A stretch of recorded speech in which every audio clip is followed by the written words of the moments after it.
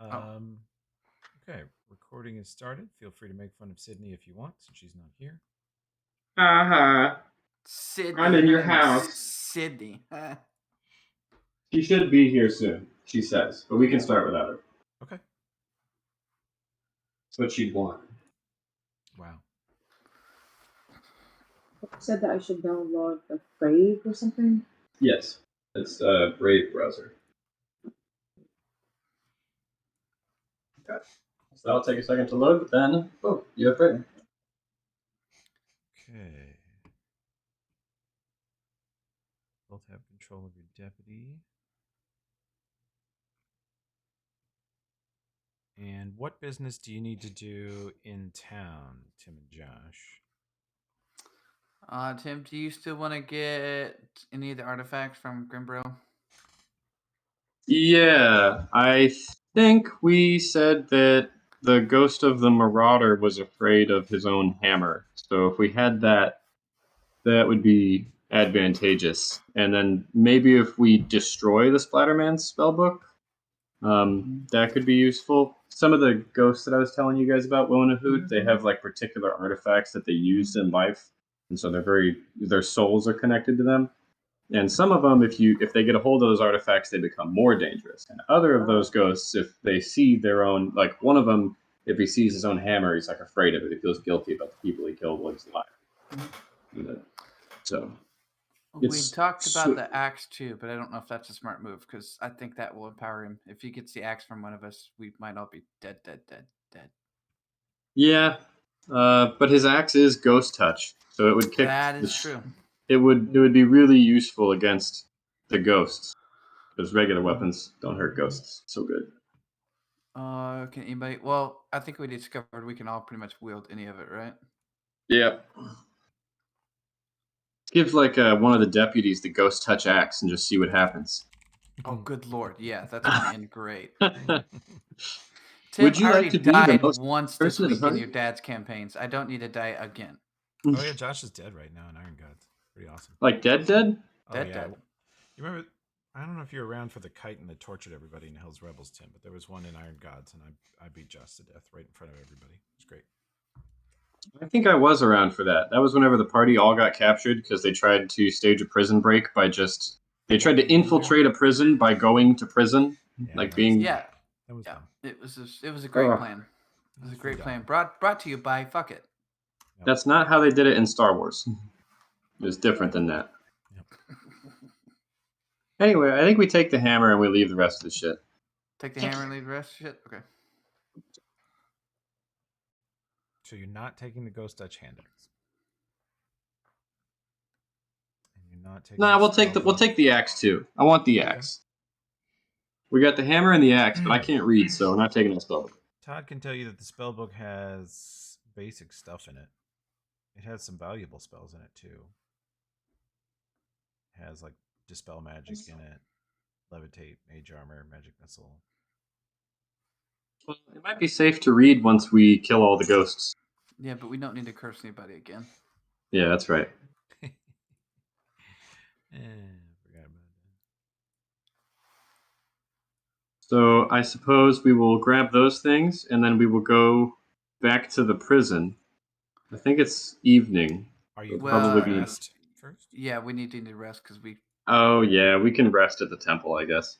And we can go by Joram and see if she's got any siphons finished. I don't know if she will or not. Sure. Jorfa, Germans. Mm-hmm. I believe last week you guys were referring to her as Jorfad's nuts. Yeah. Mm-hmm. We were referring to her in this way. It's true. Guilty. Okay. So we're gonna rest back at the house. The temple's like, you can't sleep here. Go home. I guess we could go back to the house to rest. It's right next to Dorfa's place. It's way down here. And the deputies can sleep for free at the city jail. Hooray! Anybody can sleep for free in jail. That's right. 3 hots and a cot. That's right.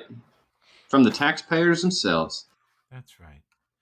Okay, so we're going to rest.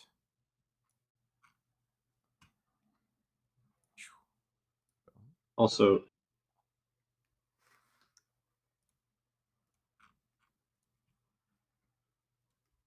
Also, what? I was talking to Will and Hood. Sorry, I was explaining Discord to them.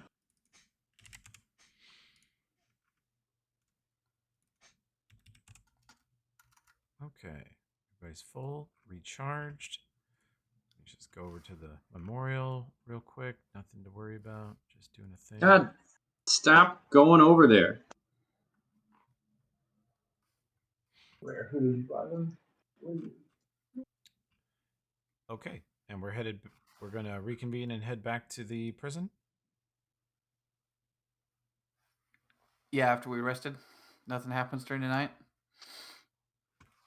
Correct. Okay.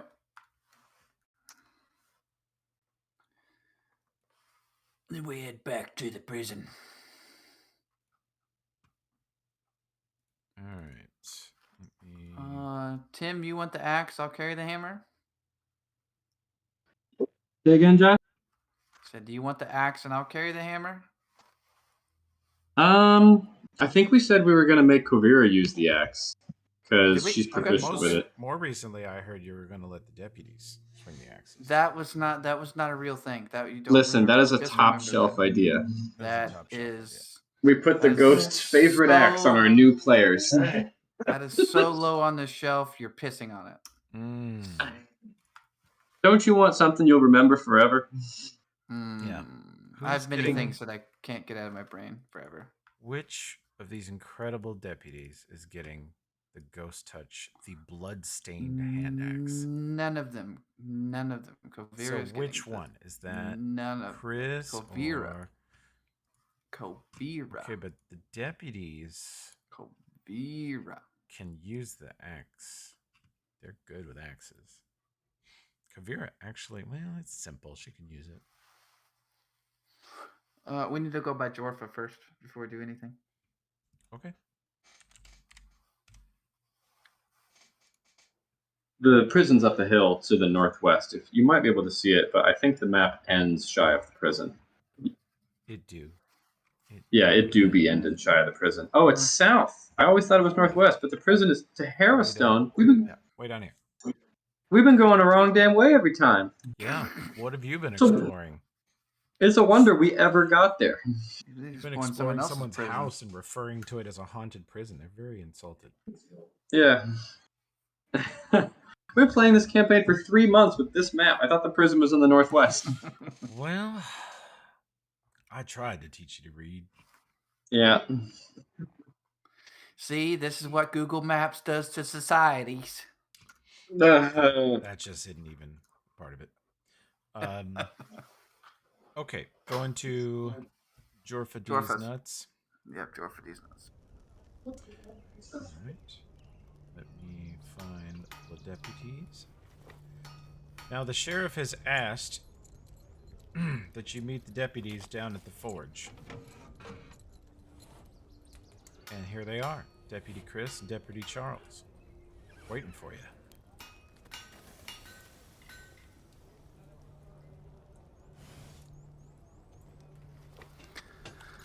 Good morning, deputies. The deputies have been instructed by the sheriff to bring down a sack of money from the town and pay Jorfa for all the haunt siphons she's completed. Which they have done. They have brought it. Oh, how many did she completed? She's done 4. She's done 4 haunt siphons? Yeah. Yep. Holy shit, we're rich. I said, look at this jank setup I'm subjecting them to. Oh, my money?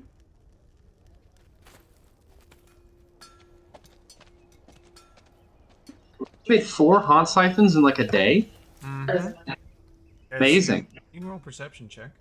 Or sense. And did you say that the town paid for him? Yep.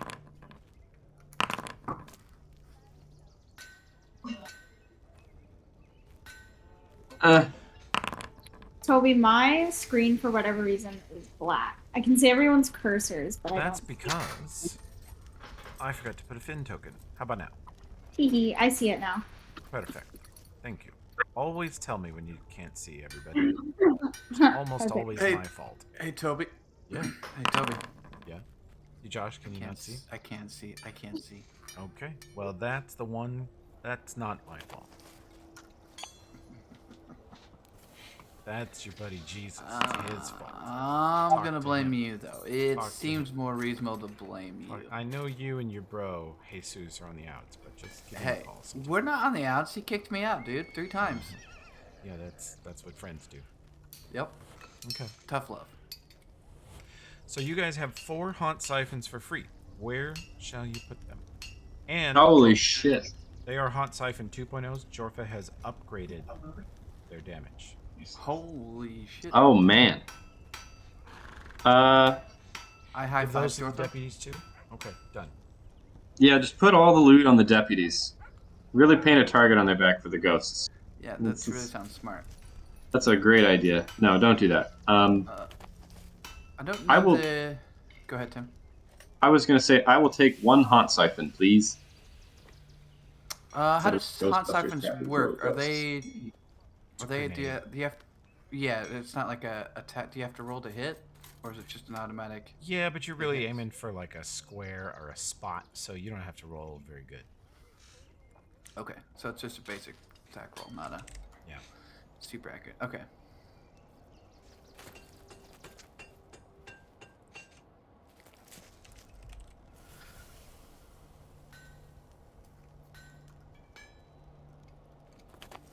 I'd say spread them out some. No need to keep them clustered. Okay. All right, so I have the cursed hammer on Deputy Charles and the cursed bloodstained hand axe on Deputy Chris, just like you guys Holy, asked. That is holy shit. fuck. No, that is not what we said. God damn it, Toby. I think Maria and Sid would be good places for those to go. Nope. Wee-hoo. I've given Did the you- guests potato stats and level 2 Yeah. characters, and as our guests, we have to, you know, try and make them have a little fun. So we're giving them treasure right away. That's fair. Yeah, you guys are gonna have the cursed weapons that were wielded by these ghosts in life. So they will be they're cursed, so bad shit could happen at some point, but until then they're just really great weapons. Yeah. Wait, who's got the axe? Will, you have the axe? Who does the axe? So we know that the axe was used by a guy named the Leper, who did a lot of murdering with that axe, and if we find his ghost, he's probably gonna want it back, so he'll likely come for you. But that axe is badass. It's like very good. It's just be careful. We'll back you up. Yeah, we'll just shove you in first. It'll be fine. It'll work out perfect for everybody.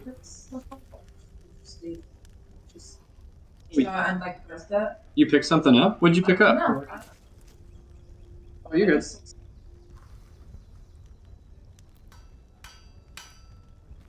Well, you should be okay. You can run around and click on stuff. If it's something that you aren't meant to be able to grab, Toby will make it so that you can't grab it. Yeah. Wow. Okay. Yeah. Let's take our cursed deputies and we'll go up there. Get it? Cursed deputies because they have cursed weapons and they're deputies. Huh. Huh. Oh, come on. Huh. Come Okay, on. so yeah. So who has haunt siphons? You guys suck. Wow. Who gets the haunt siphons? I will take maybe. I think I'll take one, and then Dinvaya, Finn, and Kovira just all each get one too. Yeah, agreed. And then the deputies have cursed weapons, so we've all got something going on. Tim, that puts you over on encumbrance. You might want to leave your two-bladed sword here, like unequip it. Oh, that's a good idea. Okay, so you said Gasper, Dinvaya. I don't think you could use it. You'd probably hurt yourself. main characters to each get a haunt siphon? Yeah. Okay, doing it. Deputy Chris has generously offered to hold on to my two-handed sword. Oh, Deputy Charles. Helping. I'm not. Sorry, Deputy Charles. I'm not going to bring the sword, though. Leave it here. And Finn has a haunt siphon now, too. Okay. There you go. Ready to depart? Yeah. Okay. I compliment Jorfa on her work and tell her thank you. We appreciate her help. She nods. Oh, your perception check is that she's looks a little haggard. It's hard to tell with dwarves. They bear exhaustion probably better than any other culture you know of, and they tend to hide it or not show it, but you can tell she's wearing exactly the same thing she was wearing yesterday. You don't think she slept. You think she worked through the night. What's my sense motive? Tell me. That she's kind of tired and reserved. She just sort of nods, goes back to work, making more haunt siphon. I know it took you a lot of work and time. We appreciate it. This will help. She grunts and keeps working. I grunt back at her and we leave. Does this mean that we get our 1,000 gold back? Or 800 gold, I think it was? No. From because we spent all the money on. We sold God Save the Lich, and then we spent that money to make 4 haunt siphons. She says, she points at the money the town dropped off. She says, I'm making 4 more. Okay. Keep at it. All right, let's go, team. Let's do it. Let's go big mode. Okay. Toby, what spells do I have prepared? You are currently holding Resto Lesser, Spiritual Weapon, and Pro Evil Communal for level 2. You have on level 1 Shield of Faith, 2 Pro Evils, and a Comp Languages. Comp Languages you're stuck with. Domain. I don't have was it Divine Favor? Is that the Paladin spell? Yeah, I have that loaded here if you want to switch the Pro Evils to it since you have a Communal Pro Evil. Yeah, let's switch one of the Pro Evils first level to that. Other first level stuff I have preloaded for you is Remove Fear, Remove Sickness, Sanctify Corpse, and Sanctuary, and Shield of Faith. What did we... There was something about last campaign about sanctifying corpses. We found something that would do that, right? Yeah. Tim now has a side that can do it. Yeah. That's right. Okay. I have to make a DC 10 knowledge religion check, though, so. Well, I got you covered, bro. No, I'm going to do it. You can't hold my sight. Okay. Let's go to prison. Okay, let's go to prison. Let's go to Fun Town.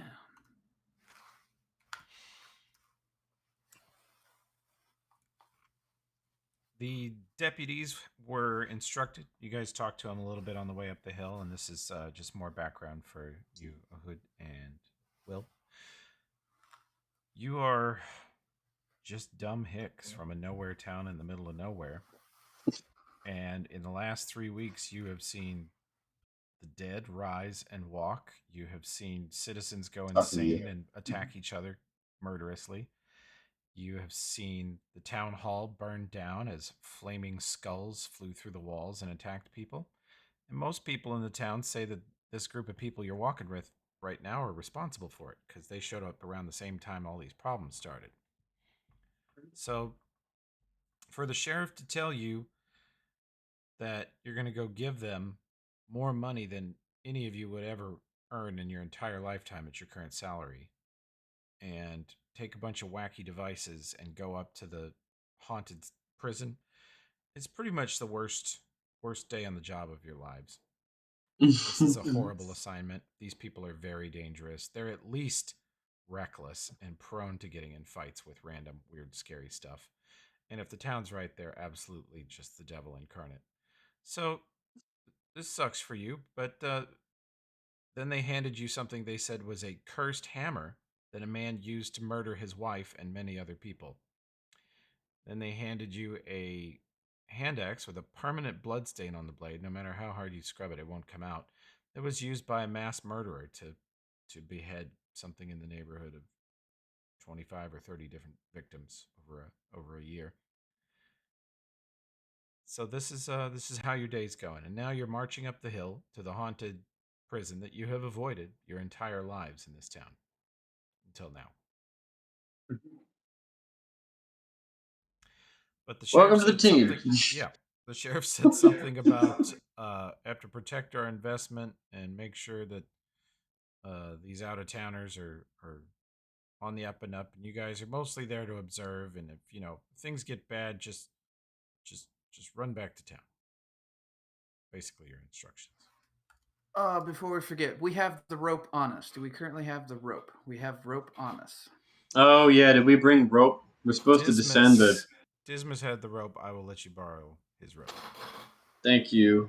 Deputies, our next objective is to descend to the lower level of this prison that caught fire and collapsed 50 years ago and is full of haunted evil shit. And the elevator shaft has been destroyed, so we're going to have to, tie a rope and then rappel down. That fall will kill you. Ain't the fall that kills you, it's the landing.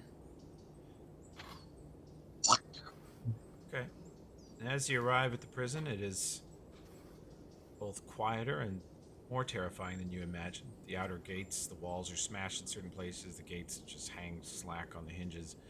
These guys walk in here like they live here because they've been living here for several days, going in and out.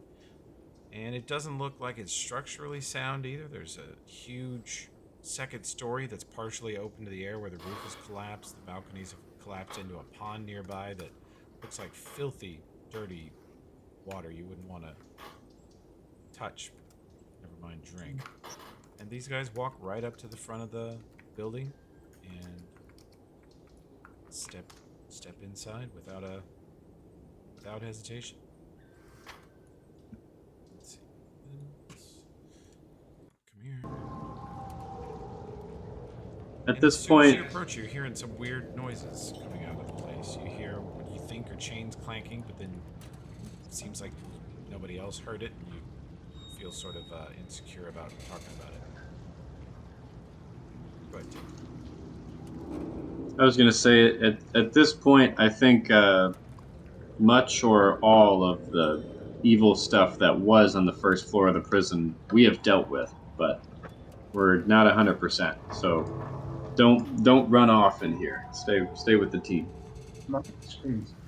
Oh, we need to reload the page. Toby, are we all topped off? We're all Yeah. healed. We're not dead, dying. Everybody looks at Max. Gasper needs one more hit. I got it.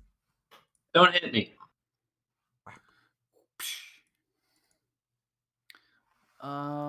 Toby, Shield of Faith, is that minute per level? Yeah, And how about Divine Favor? same. It's round, right? Oh, is that same? Okay. Well, it might be. I didn't remember. Let me look. So, 1 minute. It always lasts 1 minute. It always lasts 1 minute? Yeah. So you get 10 rounds. That is the weirdest damn spell. That Well, yeah, it's kind of Infernal wacky. Healing, same deal. Yeah. It's meant to have your first level character be able to cast a 10 round buff, but then your later levels, it doesn't scale that well, so you abandon it. Because there's a bigger version. Are you gonna play on that computer set? Yeah. I think.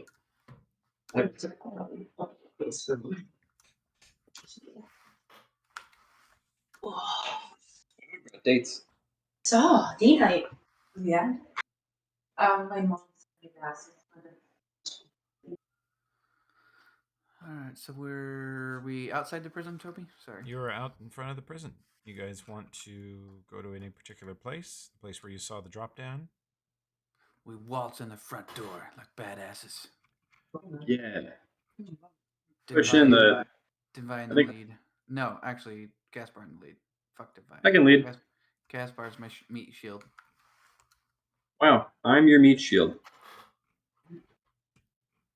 Okay. Here, well, I restarted Brave, so hopefully that helps. I had to troubleshoot some Brave issues. I believe Yeah, I think I know which way we're going. I think I remember how to get to the elevator. I think it's like northeast of here through this door. And It's we cleared all the northeast. first floor. We cleared all the floors, right? The second floor and first. So it's just lower Yeah. levels at this point. Are you back in, Will?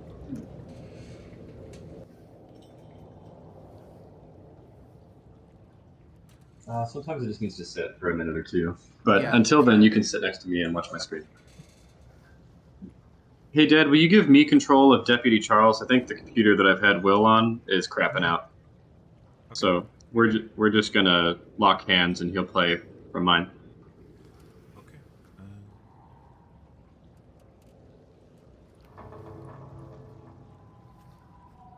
Did you say Deputy Charles or? Yeah, I think he's Deputy Charles. Okay. It is done. He says yes. Oh, now you can see, Will. Great. Thank you. Yep. You're in the sentencing room heading east, which is, you know, the way to the pit.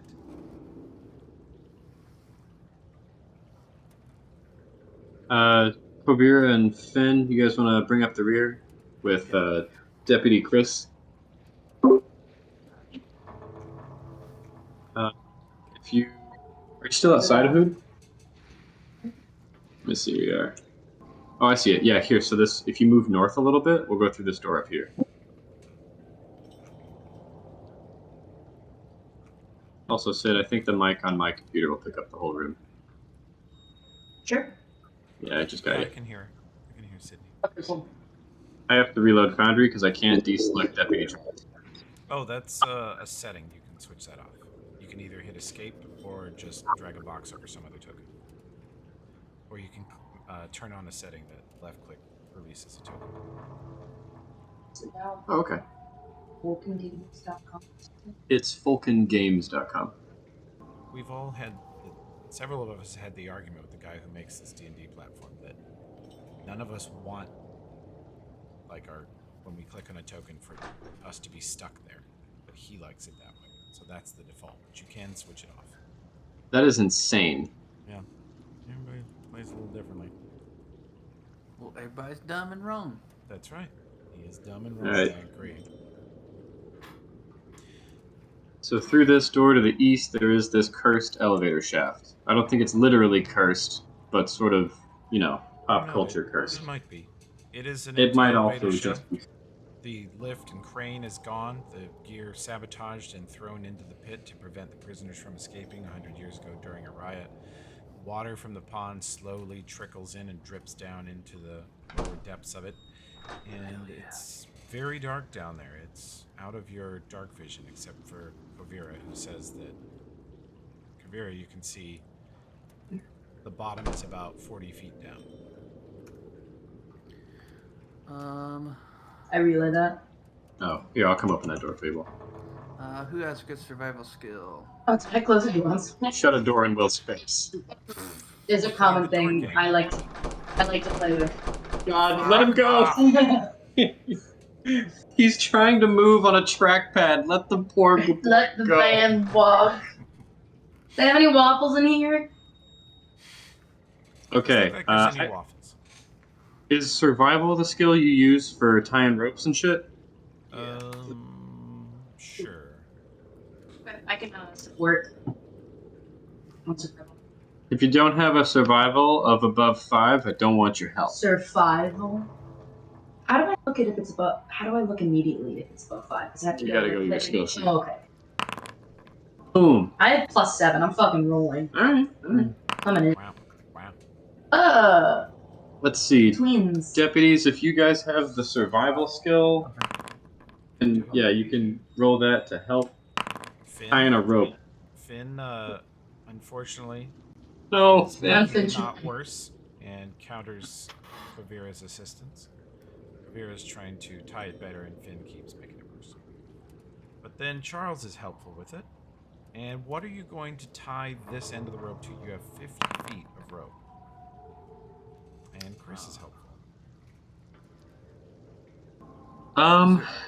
Anything Could left we- in the original gear that is we think looks stable?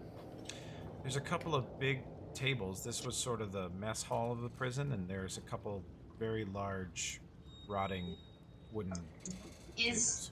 Is only one person rappelling down right now? No one's repelling yet, but we're all going to go down there. At some point, okay. Okay. No, I mean, the prison's got to have like chains or something heavy we can cure. I was gonna otherwise say get 2 butts on the tables. 3 butts on the tables. That's How did we get back up? No, I know, yeah. Exactly. Could Is we? it chest in there? Is there any loose stones or anything? Or what if we drag? Maybe. Are there any weight spells? Can you like cast a spell on a table to just make it We're level. more mass? We're level 3, baby. Yeah, we that don't got sounds like nothing. level We 7 or got something. shit for spells. I can't- Yeah, we could cast enough shit to weigh it down. I can barely spell my name. How heavy are these pews in the sentencing room to our west? They're fairly light, but there's a lot of them. Have we traversed into? I can't be the Wayfinder. No, never mind. That would be metagaming. Don't listen to me. I never said anything. Okay. Sydney never said anything. I see a chest, but I can't say it. I see a chest. I should see it. If it's the chest in the room to our west, then we got it last time. Oh, if we know that's there, then let's. Chests would be heavy. Can we not pick up a bunch of rocks to weigh down the table? Yeah, we could cover it. That feels unsafe. I don't know if that's OSHA compliant to have a bunch of rocks on a table and then tie the rope to that. But it's probably the best idea we've got so far. How heavy was that chest that the scythe was in last time? Without anything in it, the chest is, maybe 30 pounds. We could fill it with rocks. Are there any chains? We To loop the rope around? we have a bunch of manacles from the other room. That's promising. Yeah. Okay, I would like to go and get that chest and then bring it back here and fill it with rocks, and then that'll be heavy. This is the chest that had all the crappy weapons and stuff in it. You keep the Yeah, weapons and the in scythe is in the execution room, I think. Oh, that's a different chest. But this chest has a bunch of junky weapons and stuff in it already, so it's already. How heavy is it with the weapons? It is 50 pounds. 35 Looks like 30 pounds worth of stuff. Oh, okay. So it's a So whole 65 65 pounds. Yeah, we gotta. All What's right. the heaviest prison here? We have to make sure it surpasses the heaviest weight here. Let's just fill it with rocks, as many rocks as it can hold. Sure. Well, there's some wall blown out of the prison. We just tell Toby that we want to fill it with rocks, and then if you see this chest that we've got open here, or if you double click the chest that's on your screen, you can see what's in it. Double click it. Shitty, And- truly shitty weapons. Yeah, garbage, just like a club in there. Yeah, we just start throwing rocks and shit in there. Smash up the tables and the pews and put them in there. It's just nonsense. Okay. You create Oh, a there's a weight out of this chest. 50 You feet. tie the rope to it with So, your 20 40 feet. survival check. How far Yeah. is the door from the hole? Oh, the knob. Oh, you want to use the doorknob? He takes the pew and then what's pressing against the door, and Why use don't you that have as a way. quite enough Oh, rope? if it's wider than the door. Yeah. I think. Only have 50 feet of rope. Yeah, so that Yeah. that we would have to. That's a good idea, but we've only got 50 feet of rope, so we would Already It used was- up half of it. we'd spend 25 getting here, then we'd get 25 feet down the hole, and then we'd have to follow the remaining 15 feet, which wouldn't be that bad, but then it'd be hard to get back to the rope to get out. What's the tallest? Who's the tallest person? Probably like 6 feet. I think we can just use the chest full of rocks. But that wasn't. That was a good idea. We had a little bit more rope. Okay. Now we need to make sure the chest doesn't slide around. How much does it weigh? Is it like 500 pounds of garbage? Yeah, you've got a couple 100 pounds of stuff on it. You can pile these giant tables on, lean them on it too. Put a lot We of weight on should it. just as much Yeah. weight as possible. I'm not taking any chances. Because it's going to be like angular weight that we're like pulling or applying to. It's not. What if someone comes by and kicks the chest down the elevator shaft and then we're stuck down there? Oh, you're super screwed if that happens. You better just hope that doesn't happen. We would not. Oh, we'd actually. Starve to You better death just down there. really, you just live down there now. You better hope that doesn't happen. How long is the show? That'd be real bad. Nice. I think here, so we have this little ruler. The shaft is Wow. 10 feet wide. I got 10 feet of shaft right here. Wow. Congrats. We could do. It's 10 by 10. Let's hope that's enough. 10 by 10 by 40. Never mind. Okay. Who wants to go in the hole first? I will. I have the. Your fall boots, so Yeah, I you have can't my take fall fall boots. damage. Toby, They're how long perfect for fall. is Pro Evil Communal? Pro The deputies are like, is 1 minute per level. 1 minute per level, so we got Bully. 3 Now we are. minutes. You guys get bullied already? No, not yet. They give us the ghost. Who's got the best climb skill? So let's go. I might have big. Oh, that's. here, if you check your skills sheet, deputies, you plus- can see how good you are at climbing. What'd you say, Sid? Sorry. +7. I got a 4. Wait, how can you tell how good you are? If you double click your character and then click on the skills tab, the first column after the little black dice is your total. And you got like a 1 through 3 at something, you're kind of potato or average at it. But if you got like 4, 5, 6, 7, you're getting pretty good at something. Okay. Okay, that means I'm decent at climb. Also, does acrobatics play into this situation? Because I'm. Acrobatics, Finn uses it to do crazy stunts, maneuvers, and to position in combat without getting hit by enemies. So yeah, it's crucial that he's super good at that. Toby, I probably got like 1 rank in it. Oh, Well, let me get on my boots. Ending. Dinvi has no ranks in climb.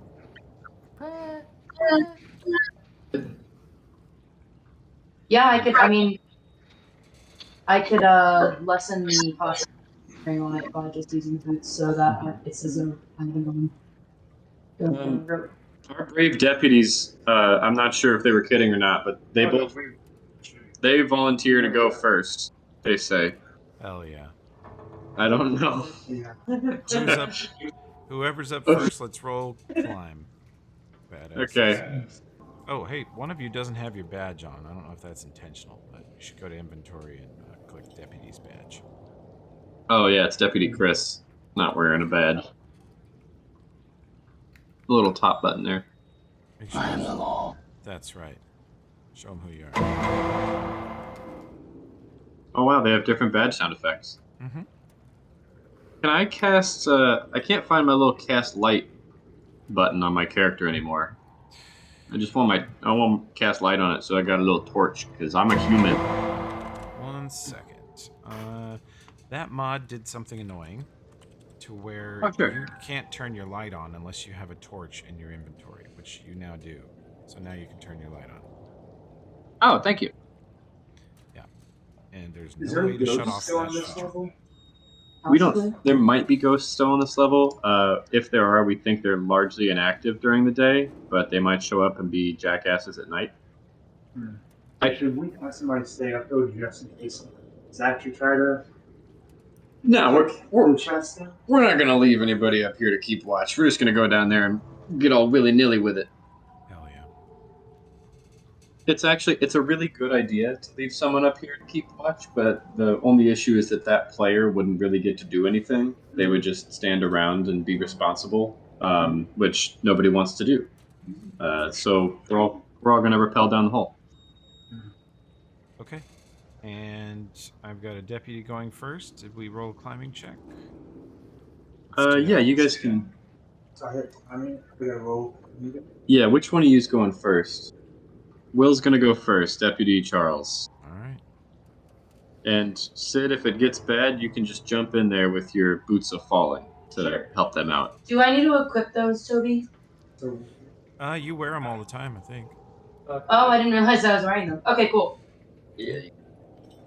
They're stylish and effective. Oh. Oh shit! You rolled All a right. 2. Well, let's go. let's have Deputy Charles now roll a reflex save. Oh, okay. So you'll go to saves, as you see there, like that, and reflex.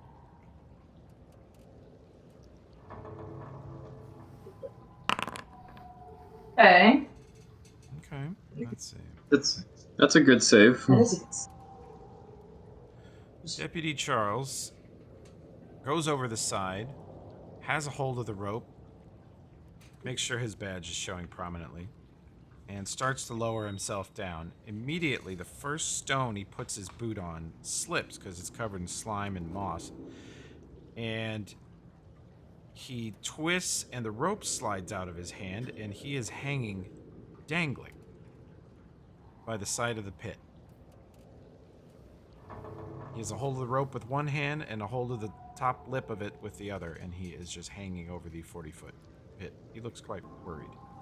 I reach down and grab him, help him steady himself. Can I do that? What would I roll? You could do a strength check. Let me see if I have those macros ready here. I don't. I couldn't will try also- STR. Oh, do they work now? Okay. Yeah, they might. You never know. I will also try to help him. That's not a lot of help from Gaspar. Oh, Dinvai's got 20. Yeah. Dinvai, you reach down and stabilize his hand on the stones, look him in the eye, and say, "You're okay. You meant to go down here. You're going the right direction. Just don't go too fast. You know, you just calm him down." Take it easy. Go slow. No faults. And he's got a hold of the rope. He nods back at you, looks at your very prominent CPUS badge. Seems to comfort him. The authority. Yeah. And he grabs a City hold of the rope Police with 2 hands Undead again. Specialist Squad. Yeah, CPUS. And Charles, you can try your climb check again. Yeah, roll higher. Mhm. You got it. You got this, Deputy Charles. Oh, I got you. It's a little better.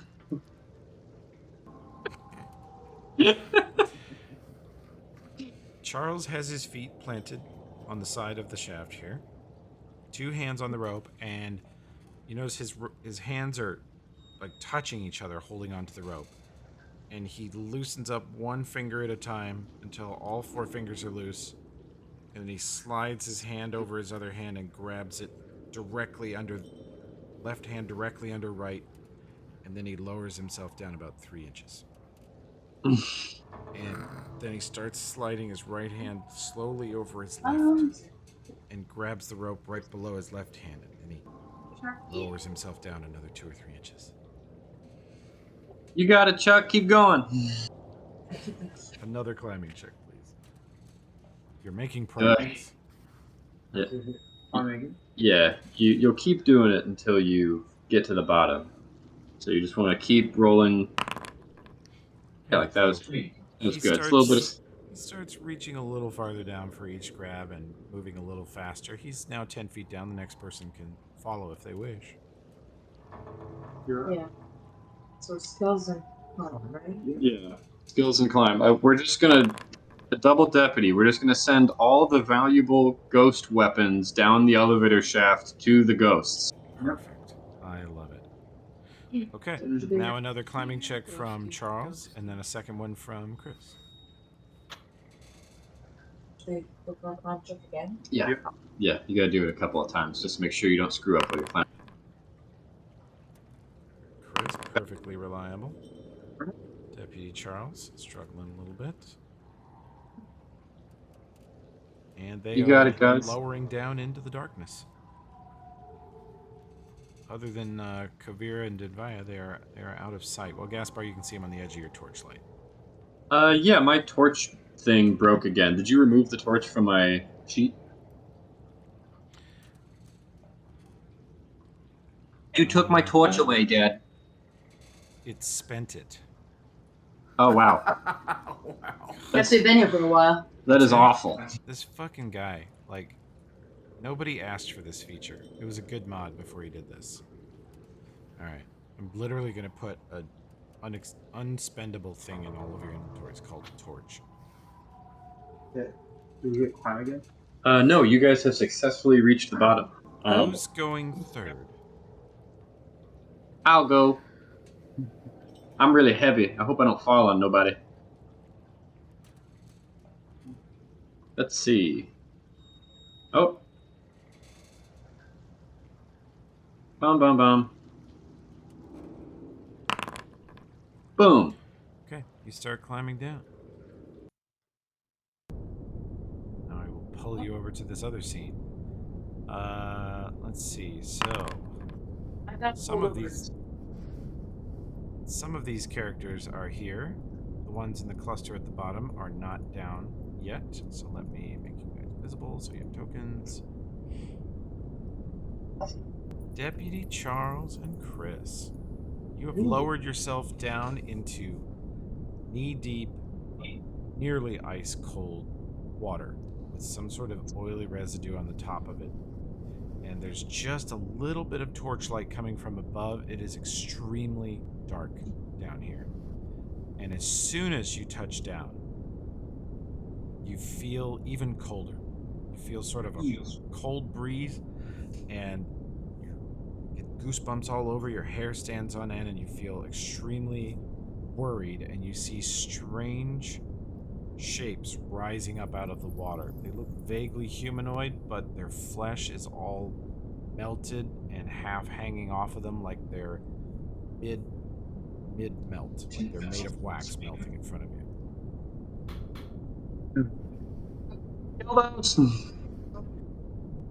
Should we bring We'll show you. We should Oh, roll yeah. initiative. Okay, so to roll initiative, guys, see these little cross swords in the top right? They're just next to the. Then you'll click the die next to your name. And then just click that. The rest of the party can roll initiative too. Okay. You will be making climbing checks on your turn for a while, though. That'd be good. Let's see.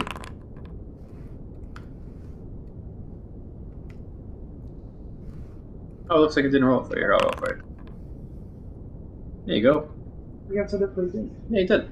And then if Oh. you see here, you can see the initiative tracker. This is the turn of the goal to see who goes first and whatnot. So, you know, we go Gaspar, and then Kavir, and then we can draw some monsters. Stuff like that. Ectoplasmic human. To do our own now. Let's see. Go to turn based, so I have the highest initiative, so I'll go first. So I'll say that. And then You are we'll still go. 20 feet off the ground. Tim, you will be climbing on your turn unless you want to just drop and take some fall damage. How much damage you take from falling 20 feet? 2d10? 6 per 10. D6 per 10. Yeah, I'm gonna climb. Okay.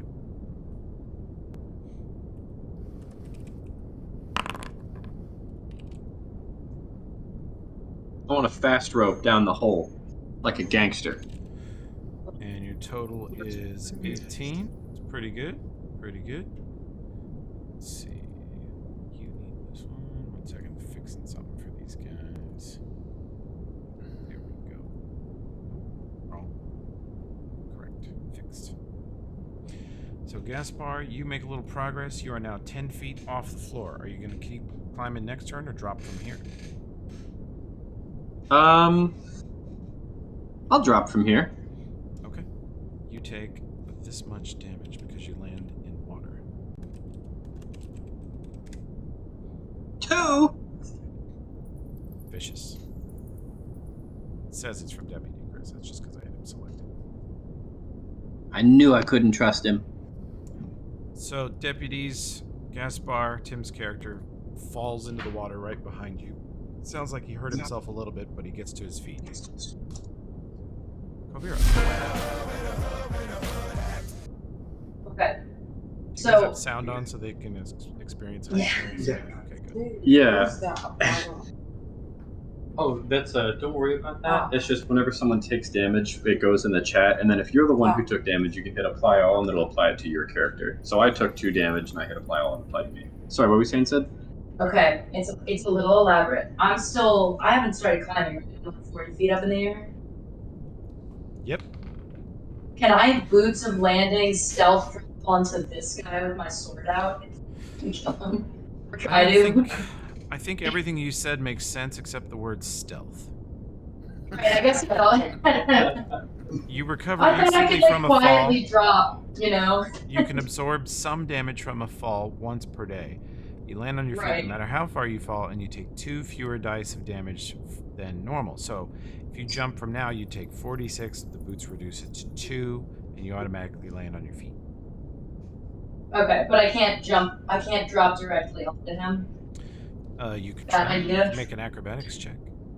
I wanna see if I can. I don't know if I can. Okay. If you make a good acrobatics check, I will let you land, take the damage. Your boots will make sure you land on your feet, and you may swing once. Yes. Okay. Yeah. Land Natural on him. 20 And then acrobatics. You land exactly where you intend to. And let me roll some damage for you. You take 4. I'll apply it to you. I got you selected already. Or it won't work.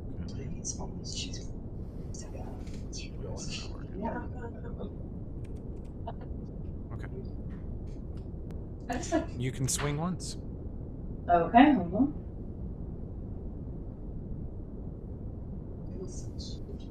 Full attack or because I moved? Single.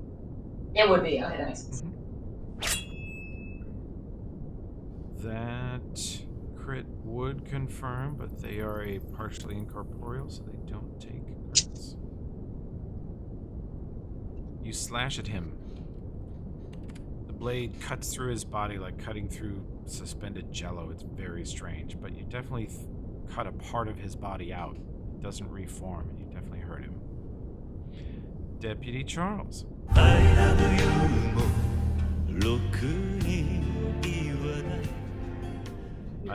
I've chosen hype tracks to honor Brother Chris and Brother Charles. stick that on this bookshelf. Do I hit? You may have to speak up for the mic to pick you up in that range. So do I need to hit attack, or what do I need to hit? You could pick a target, move 1 square towards it, and then swing either your club, your sword, or this is Charles. So you have the hammer. Let's do ghost hammer. Okay. Yeah. And then just hit. Yeah, whatever target you want. They're all, 2 of them are within a 5 foot, or 1 square move, which we call a 5 foot hop. Yeah. What?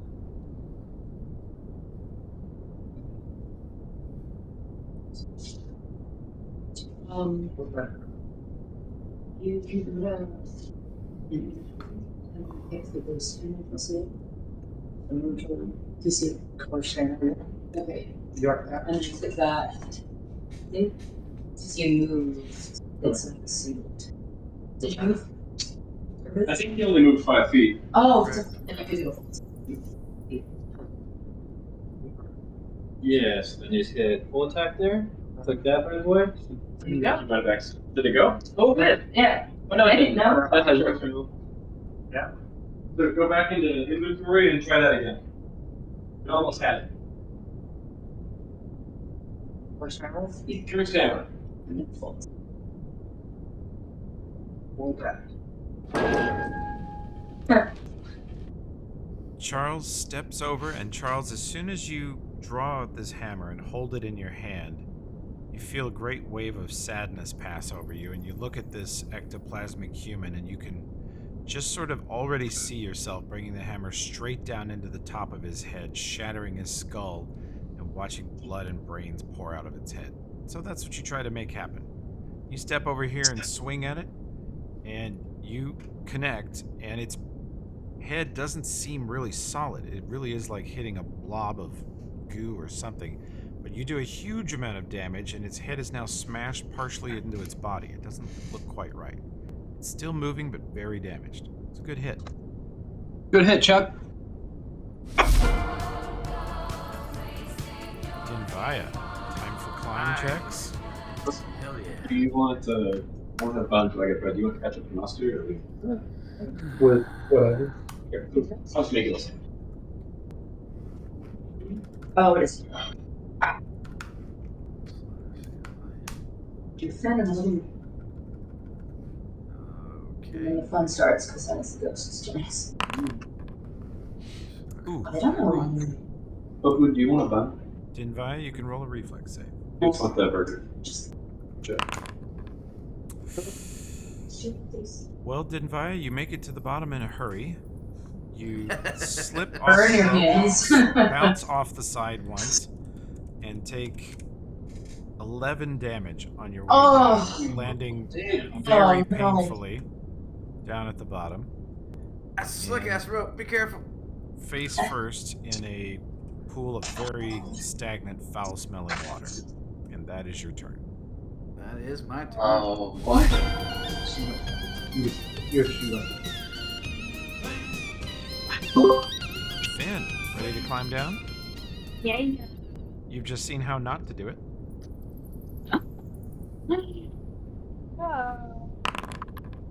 Yeah. Oh my gosh. You That's grab the excellent. rope and Oh, yeah. with your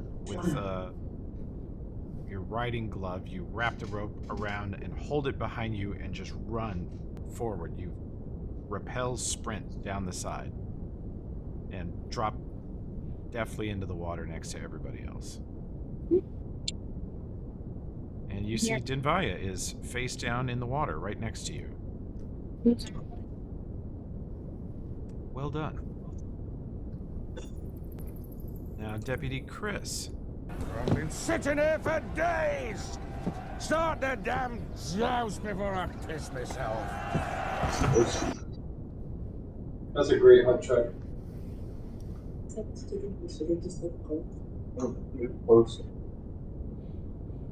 Now, Chris, you have the option of using your club, your sword, or your cursed bloodstained hand axe.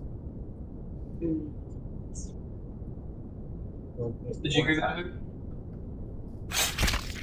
Hell yeah, she did. Use the hand axe immediately. Say shit. You guys see Chris draw the hand axe and for just a moment look into it, and he takes the glove off his other hand and gently runs his finger down the blade and smiles at you guys, this sort of devious, excited smile, and slams the axe straight into the face of this goo ghost, and you see bits of it splatter several different directions. It's not dead, but he definitely connected with it and did full damage. And you see the ghost actually recoil and scream as if it's in pain, which is not a thing they actually feel. And then they reach out and try to grab you, try to touch you guys right back. They bring their arms down on top of you, and Deputy Charles defends himself quite well versus that one. Does not connect. This one attacks Deputy Chris. Misses. They are rolling potato. This one retaliates. Ooh, 22. Deputy Charles takes a bit of damage there. As they just sort of pummel you. They look like they're just angrily slamming their ectoplasmic fist down on you. That's a pretty bad hit for Chris. Okay. And Time to beat axe. I want to try out this new scythe. Fancy scythe. Go gadget magic weapon. Bum ba bum. Bum ba bum.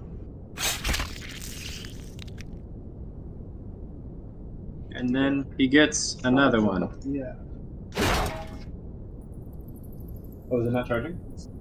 Okay. Hang on. Yeah, it's Sam. I whack this one to the northwest here, or northeast. Okay. He takes some damage from you, and you strike him again. And that one drops with a double slash from a slash and a bash from the scythe. You obliterate him.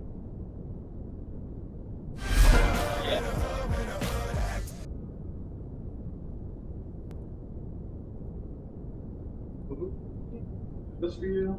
Oh, thank you. Yeah. 1 second, Toby, sorry. No rush. You're okay. I think it just needs a bit of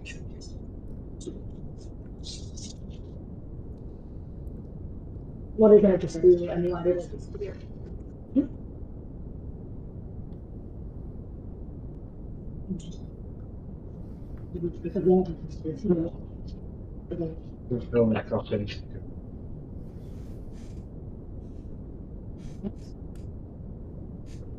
Just sorting out charges.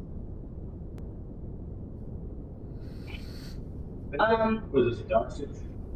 I was gonna here and then can I do a single sneak attack? Yeah, they can't be sneak attacks, so you cannot do that. But they. Oh, because we're flanking? No, they just don't have body parts. They're a blob of goo. Oh, okay, that's fair. Alright, so let's do some. Okay, go ahead and roll your attack. Oh, very nice. That is a big miss. But good positioning. You've provided +2 for Chris when it comes to Deputy Charles. As either one of these attacks you, you keep having just momentary visions of bashing their skulls in and watching their brains bubble out, covering your hammer in blood and gore. Which one was the one that gave her the most damage? Was the one on the left or right? The one on your left is hurt. You've already damaged it once. They both are attacking you, though. I'll go for that guy. Okay. My right. First. That will hit. And the hammer connects and bashes it to pieces. It just splatters on the ground like so much dropped goo. For that.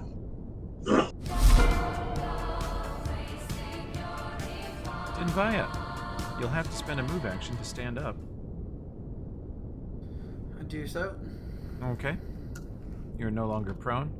You have Gaspar and Deputy Chris right next to you with Finn behind you, and there is a ghost or a ectoplasmic undead 10 feet east and another one 15 feet north. Kovir is already flanking the one to the east. Alright, I wish to...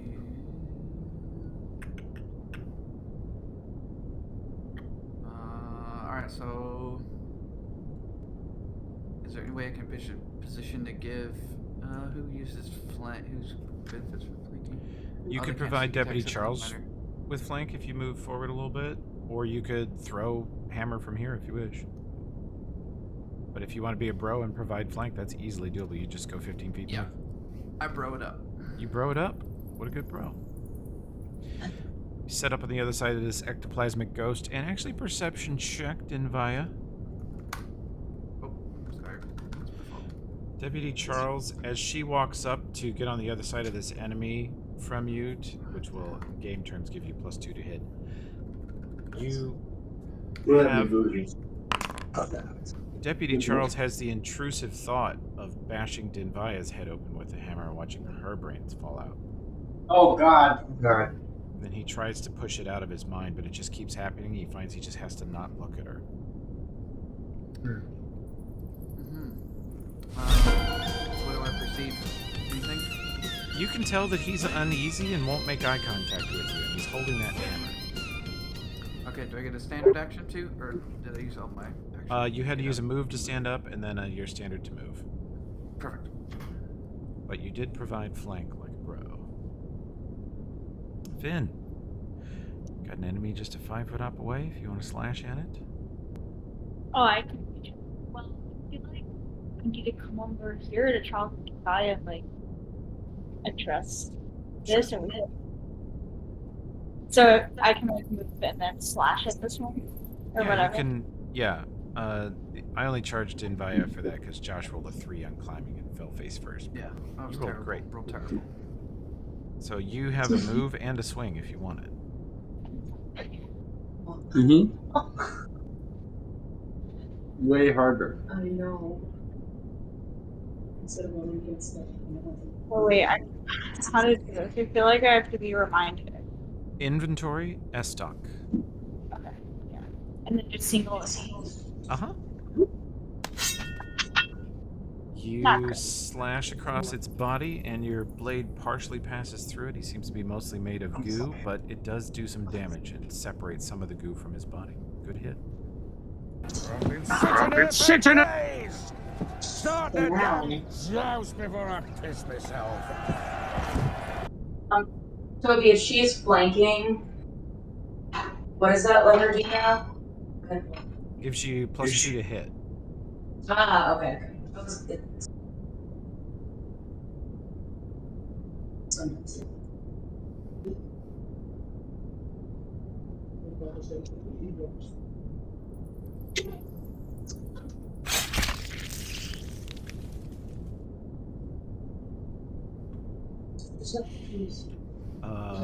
Wow. That will hit thanks to the flank. Actually, without the flank, you would have missed. So good on Kavira for positioning. And as you swing the axe, you feel the tremendous urge to kind of turn sideways. And even though this thing doesn't have any real bones or muscle underneath it, you just want to cut its head off. And you do. You separate the head from the body. And you look over at Kavira and you notice that she's got a nice muscular neck. See a bunch of tendons under there that you're pretty sure the axe would cut just perfectly if you could just swing it at her. It's so easy. You just take a big swing right between the head and the shoulder. Easiest thing in the world.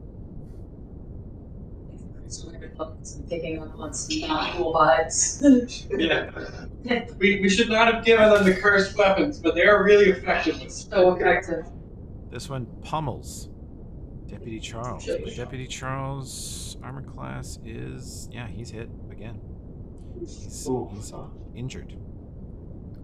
That one's dead. Gaspar. Oh, who wants it now? Oh, you're with this 5 foot hop range. Come here. Get him. Here, bud. Get him. What you fucking deserve. That will hit. That's gonna. And you slash it to pieces. The goo falls into the water. And something cool. they seem to melt into rejoining whatever weird residue is on the surface of the water here. I think there's probably a lot of melted ghost bodies on the surface of this water, just taking the form of miscellaneous ectoplasm. Sometimes it forms into aggressive ghosts. You are out of combat, but Deputy Charles, you continue to find that if you look at anyone, you imagine smashing their heads open and you feel a horrible sense of guilt. But basically everyone's head is a rotten pumpkin, and you have a sledgehammer, and you just keep seeing it over and over. We don't know this. Okay. Deputies are healed. I'll put this healing on them. Dinvaya's healed. Put that on you too. Can I? I mean, I know we're not in combat. Well, no, I think this doesn't happen just in combat. But if I cast grease over the water, would that make it like viscous enough and like more difficult to mix like the ice for the time being? That would grease the already greasy water. If you want extra greasy water. I would like to put the bottom of my scythe into this weird mush of burned, waxy ghost bodies, and I will speak the grave rites of Pharasma and try to sanctify corpse on this pile. Okay. Is the grease flammable? Ooh, yeah, it's like the Pledge of Allegiance. Pledge allegiance to Pharasma. I don't want to start a fire down here. There's people down here who died from smoke inhalation. Yeah. That's what we're standing It's on. also the elevator. The water sort of ripples around you and even appears to bubble in a few places, and it looks like the residue thins a little bit. But it's still pretty filthy water. I have to do that about 100 more times. I'd do it again. Oh wait, can I heal myself? I'd do it again in another part of the pot. Go over here, and I barely get the rites right. Okay.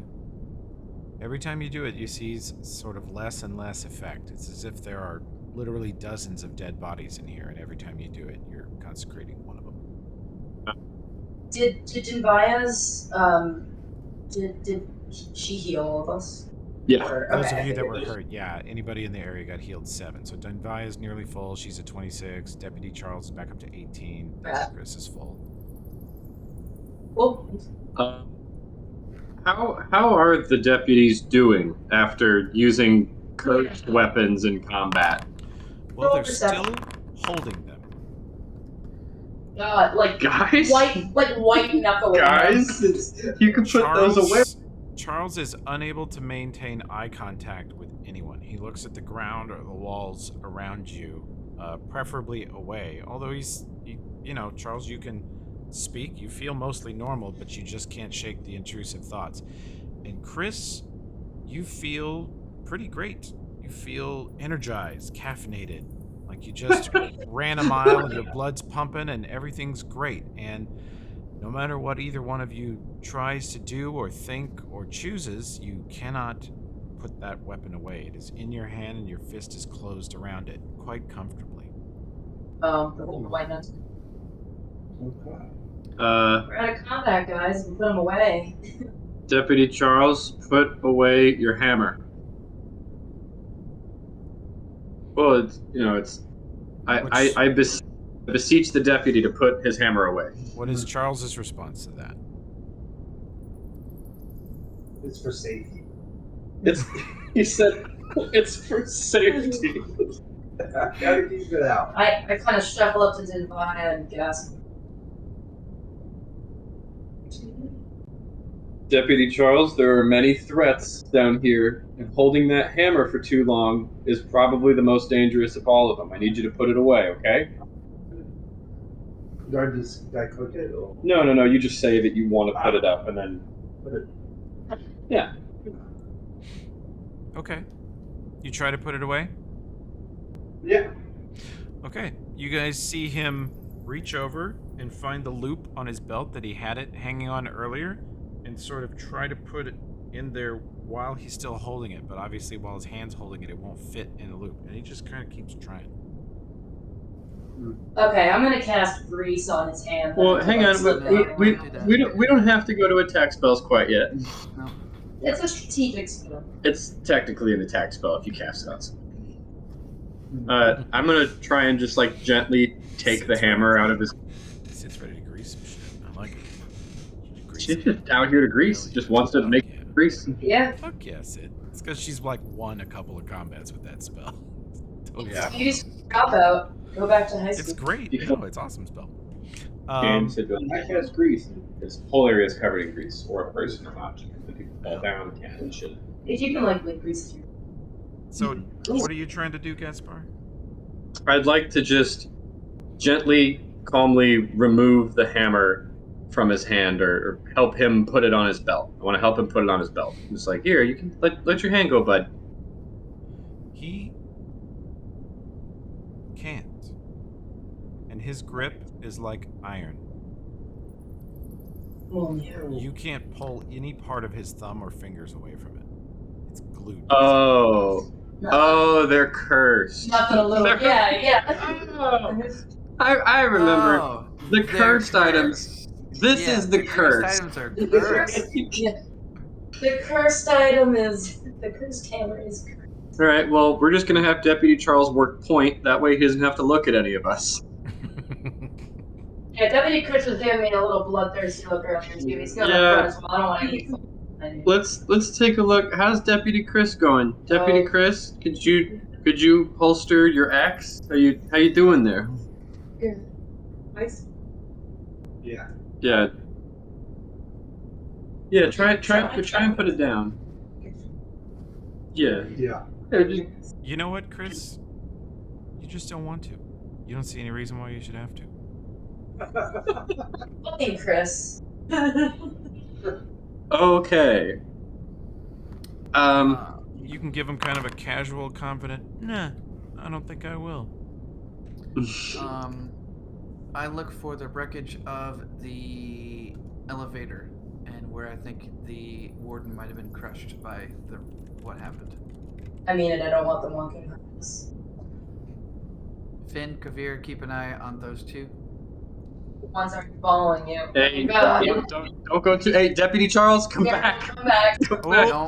No! And we don't. No, we don't wander off. Deputy Fuck Charles. Let me talk to Deputy Charles real quick. As you step over here into this doorway,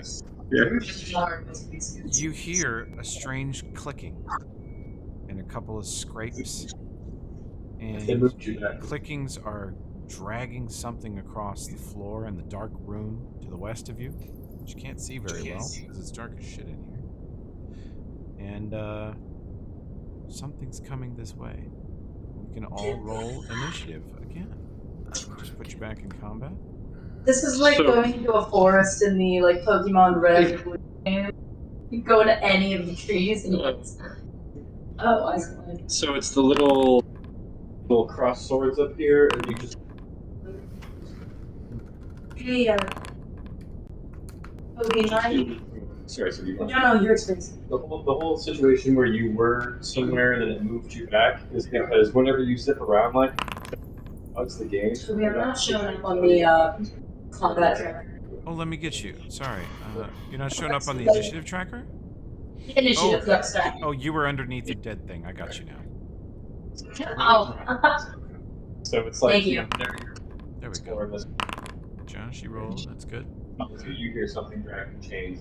This ectoplasmic human does not get to be in the fight again. He's done. This happens a lot because people like to run around by themselves. Is it the Says ghost? people, not specifically naming Sid and Charles. Yeah, it's Sid and Charles. Yeah. Okay. The ghost of the man who had the hammer is afraid of the hammer. The rest of the ghosts just take. It's a good hammer, so it hits the ghost real good. Is this the ghost that's afraid? I don't know what the fuck is in there, man. You might have pissed off Michael Myers or some shit. I got no theories. Yeah, anytime. Can I get a point from the seat? Oh yeah, we should have you carrying a torch. Restarting my found fleet. Okay. Charles, something reaches out of the darkness in front of you, just absolute black darkness, you can't see into it, and slashes across your neck, almost ripping your throat open. Oh my god. Blood streams down your chest. Kovira, you look to the west and clearly see a human skeleton with clawed, bony fingers that ended just sharp points, slashing and ravenously. It sprinted out of the dark up to Charles and pounced on him, trying to tear his throat out. Right on for his function. I was gonna make soup. Okay. And another one comes out of the dark right after that one. It doesn't quite get there.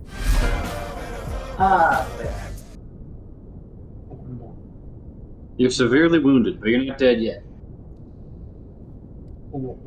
This room, since you have water up to your knees, you pay double movement for everything in here. Unless you get out. So, can I still move this 30 feet? You could move that far, but it'd take your whole turn. Or you could move 15 feet and cast a spell if you want. I think the game is still paused. It is. Undoing it. It's also a different color. Oh, there we go. Currently, Charles cannot see what's attacking him. He's just flailing in the dark. What? Yeah. It keeps changing color. Let me just. Okay. Tools.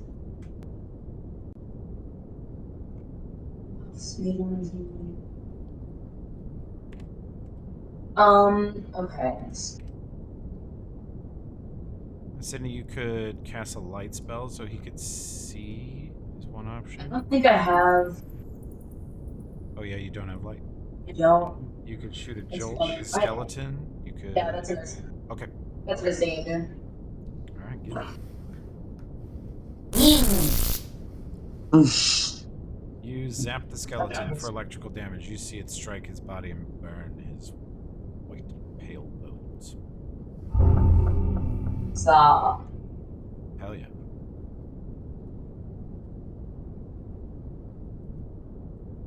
More skeletons come sprinting out of the dark. Oh. So go ahead. Straight at you, in fact. Fuck. Finn! It is quite dark over there. Yeah, we need someone to cast light or something. Can't see shit. I can.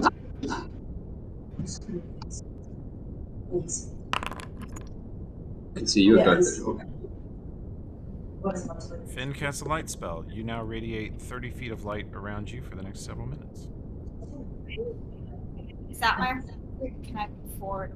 You can also move, but you can only move 15 feet this time because you're in water. How do I do that? You can flee on your turn. How do I get the line that like shows me? You the control left drag.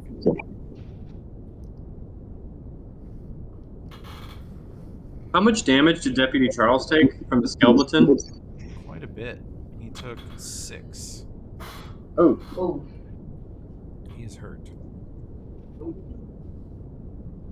It's not letting you do it. Control drag, Maria. Control left drag. You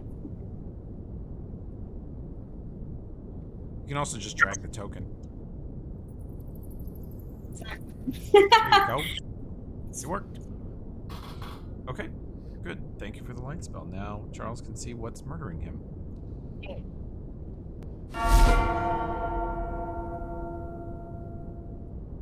I detect evil on the skeletons. Just kidding. I cast expeditious retreat, Okay. and then I can still move 30 feet. Hell yeah.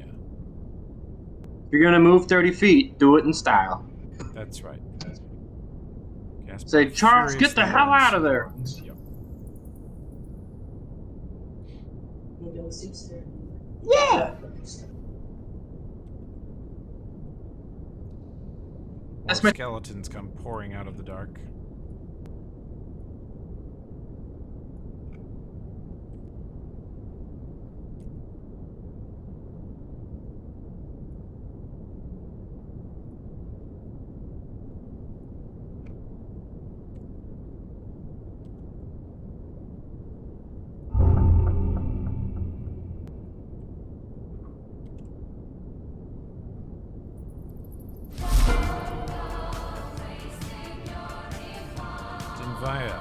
You're at the center of the stagnant pool.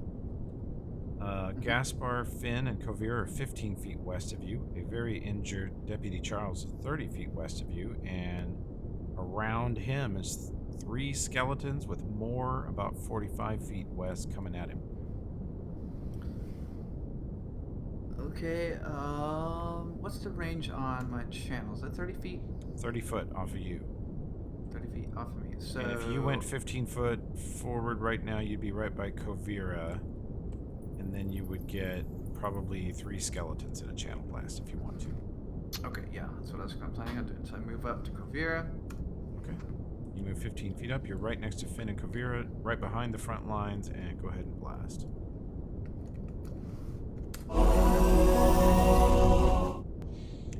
Let's see, I need will saves. Just Okay. Yeah.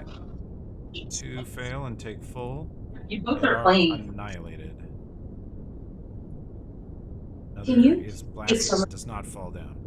Dinvaya steps forward and says a prayer to her deity, and there's a flash of light, and sort of a wave of warmth passes over those of you at the front, and two of the skeletons just crumble. The white bone turns to black and then to ash, and they fall into the water just as dust. They're gone. Oh yeah. That's why we pay you the big bucks. And this is why we don't separate the party. Yep, this is why we don't run off alone. Also, I don't think the damage is Charles is doing. Oh wait, I can do that. What? More damage. No, that's He hasn't it's been- done. It's done.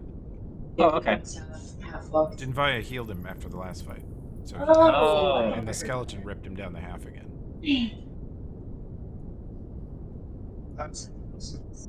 I have some weak from the attack that I can drop. I can put the hammer on. Deputy Charles. I don't know if I transmitted. As There you go.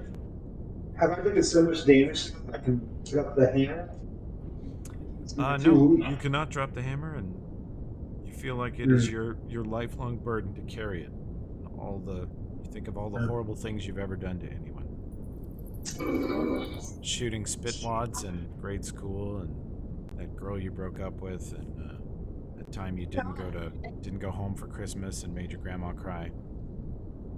You didn't go to the hospital to see about you. All of your various sins. Every time you walk past those panhandlers at the grocery store, you just carry all that guilt right now. I think at this point I'm just going to retreat to what else is, so that way I don't get killed. Okay. So do you have a range weapon? So you could retreat and then still try to fire. I got one. So. You can't put the hammer. Can you one hand? No. Can we help them notice? I to use it to kind of up it up, or is it in my dominant hand? I'm not able to understand what's being said. I think you might need to speak up or get a little Okay. closer, Will. I guess, could I shoot the crossbow when I'm holding the hand? He wants to Israel. It's a heavy crossbow. It normally requires two hands to aim, so you'd be at a negative. And Can one of us? frankly, the hammer Sorry, feels Joseph. pretty effective. So I'm seeing is use the hammer right, hold it up. Yeah. Well, actually, Will, I forgot to tell you, if you do retreat, they will get to swing at you unless you do, I think it's called a full withdrawal, which means that all you do is retreat and you don't take any other action. So you're like purely defensive and backing up. So if I'm gonna do a forward draw with forward retreat to wild everyone else. that's a good idea. He's gonna do a full retreat. Okay. Yeah, You can move 30 feet, but once you get into the water, you pay double. So we can try and put it more. Yeah, up there's good. Yeah. You might be able to move further north than that too. Yeah. Because otherwise they're going to chase you down. Hey, Just that's wanna- pretty good. Right. Well, that's It's your turn.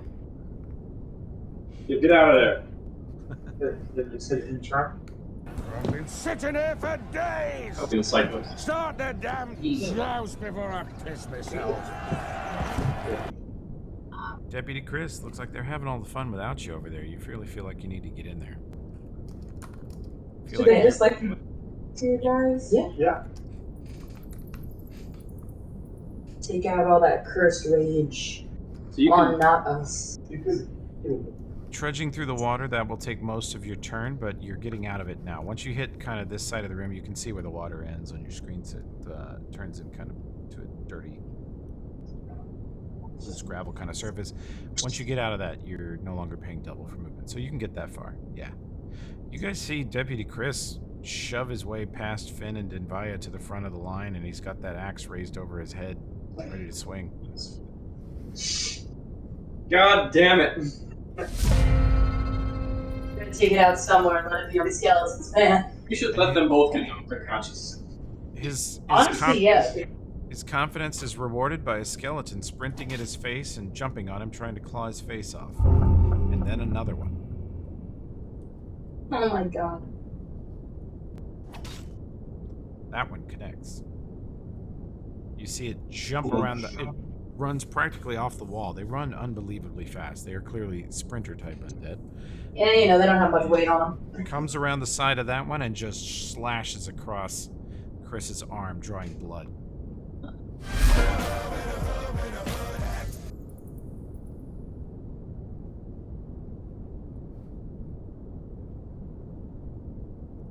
Okay. Trying to think if I should go sleep.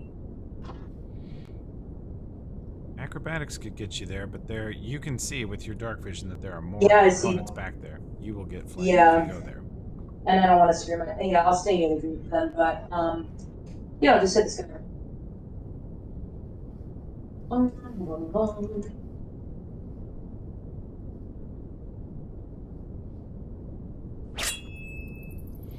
Okay, you connect and it appears to do no damage. Your blade sort of rakes along the bone and skids off of it. It's very hard to hurt them with slash. I should use the Han siphon now.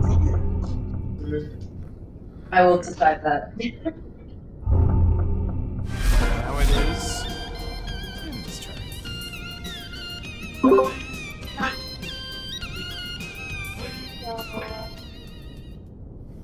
I feel like I have to wait till my song ends to like begin speaking. Yeah, What? you should. It's for the fanfare. You know. Yeah. You can step for free into this square if you want and swing. Yeah. 5-foot hops, easy to do. Like, if I came forward past everyone into the hallway, since there are more, and then did like, is shocking grasp relevant right now? Or Shocking grasp is still a single target, and Finn has the sense that he should save it because these skeletons are not very tough. They're not really worth using your shocking grasp.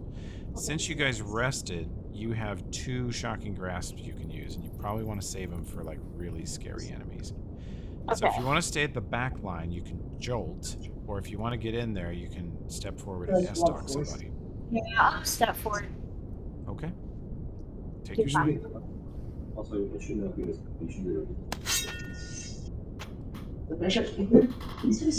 You drive your sword straight through the ribs of the skeletons, but it does nothing.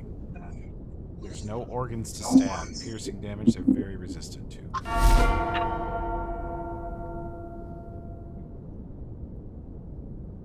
I can't possibly get up there to swing at anybody, can I?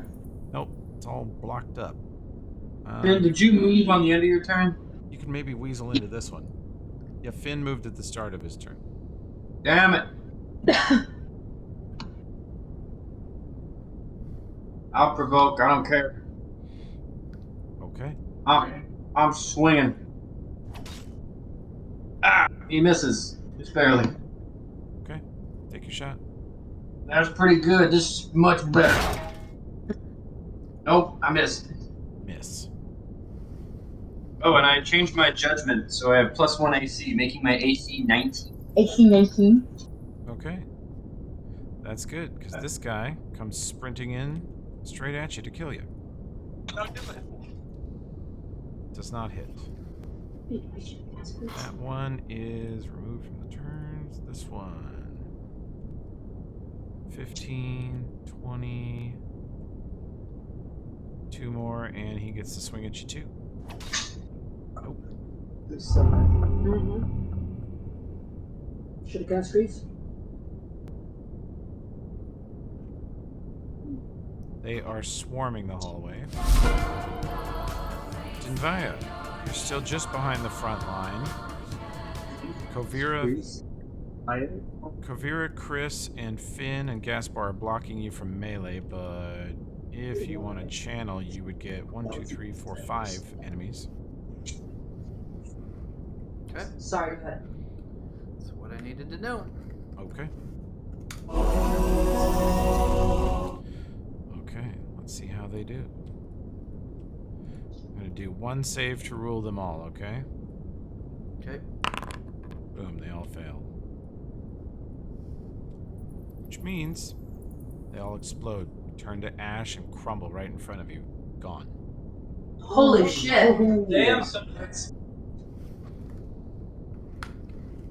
Damn.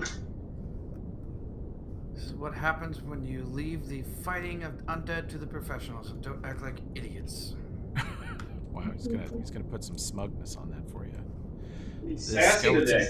runs straight into the breach, missing right after that. And this one. Also, same thing. This one is coming for Deputy Chris. Ooh. That crit does not confirm. So Finn will take the 6 slashing damage. Chris was crit. Okay. Charles, you're behind enemy lines and the combat's going on here. The clerics are blasting Advaya is blasting the skeletons with positive energy. You don't know what that means, but they do seem to be disintegrating when she does it. You still got your beautiful hammer and you're imagining bashing in the brains of all of your friends. You guys should attack. None of the skeletons. They're just trying to hold that. Awesome. You could probably get in there and fuck some shit up, or you could hang back. There's no wrong answers. We'll kill these pretty quick. There's only a few left. The skeletons now. And let's use that. He's re-engaging. Alright. They've got nice pretty skulls. You're already imagining the hammer slamming down at the top of them, watching fragments of bone fly different directions. You do it. You slam the hammer into this one's skull, punch a hole right in the top of its forehead, pull the hammer back out, and it sort of turns to regard you and looks like it's about to pounce on you. Doesn't quite kill it. I've been sitting here for days. Start the damn joust before I piss myself. Chris, you're looking at these lovely, bony little necks. So easy if you could just get the axe in there. You're sure it would cut straight through. You can't. Yeah, this one. Well, it's like, no, you have to use the axe because we're cursed. You can't use the other thing. You see You're Chris absolutely right. swing the axe in and bury it in the collarbone of this skeleton and like jimmy it back and forth, and you hear him maybe chuckling or laughing with exhilaration as he tries to sever its spine. Guys, this is a situation. So, That's a bad idea, Sid.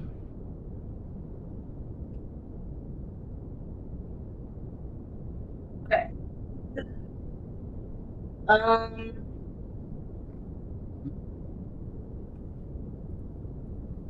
I am just going to swing at this guy. I can swing, right? Because I'm not Yeah. behind anyone. Yeah. It's just it's a little crowded now. Yeah, you can swing at this guy in the center, easy.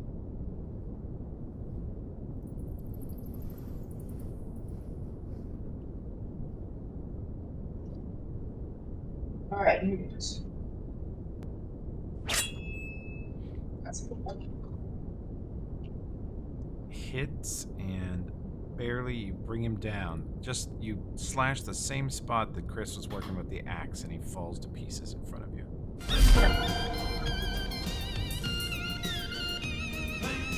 You got some smokehouse almonds? Finn, you noticed last turn that they are highly resistant to piercing damage, which is what your Estoc likes to do. You could switch to Jolt. You're almost certain that will definitely work better. Can I do that from where I am, or do I need Oh yeah, you can Jolt from like 30 feet away. It's got a little range on it.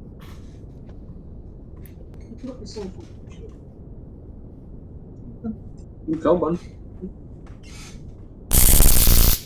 That's a natural 1. You actually kind of shock yourself a little bit. You're still standing in a pool, and you realize you got more wet than you realized, and you just but you stop before you do any damage, so it's okay. It's really more embarrassing than anything.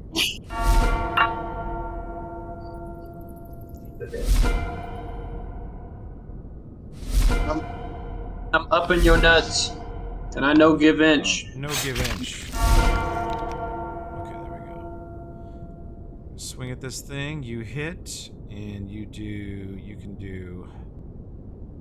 That's blunt damage because it's a two-handed swing with the blunt side. That's right, you can do the blunt damage with that weapon. You bash it to pieces.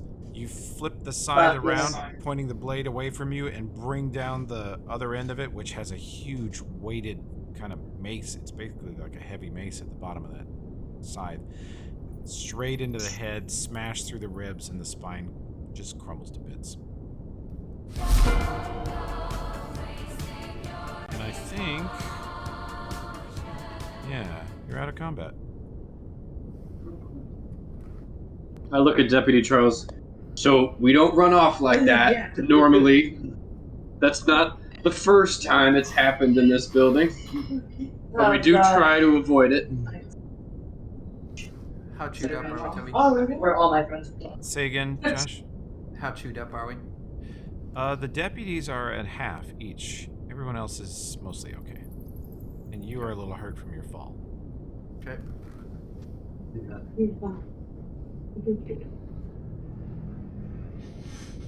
They kept all the fun stuff in the basement. Yeah. That's the basement forward. Yeah, you're right about that. Right about that, cool. Spellcraft maybe what the effects of the hammer and axe are having on the deputies. Well, you remember when Todd got cursed and couldn't put the spell book down? It's sort of like that. Somewhere. They're sort of obsessed with the item. And some impression of the curse that is on the item is having an effect on them, which is why Charles looks guilty and won't make eye contact with anyone, and Chris looks sort of energized and excited and bloodthirsty. That's those two people in real life, too. Chris and Charles, not you guys. I'm learning so much about a Hood and Will here. That's lovely. Dug a little hole. Anyway. Okay.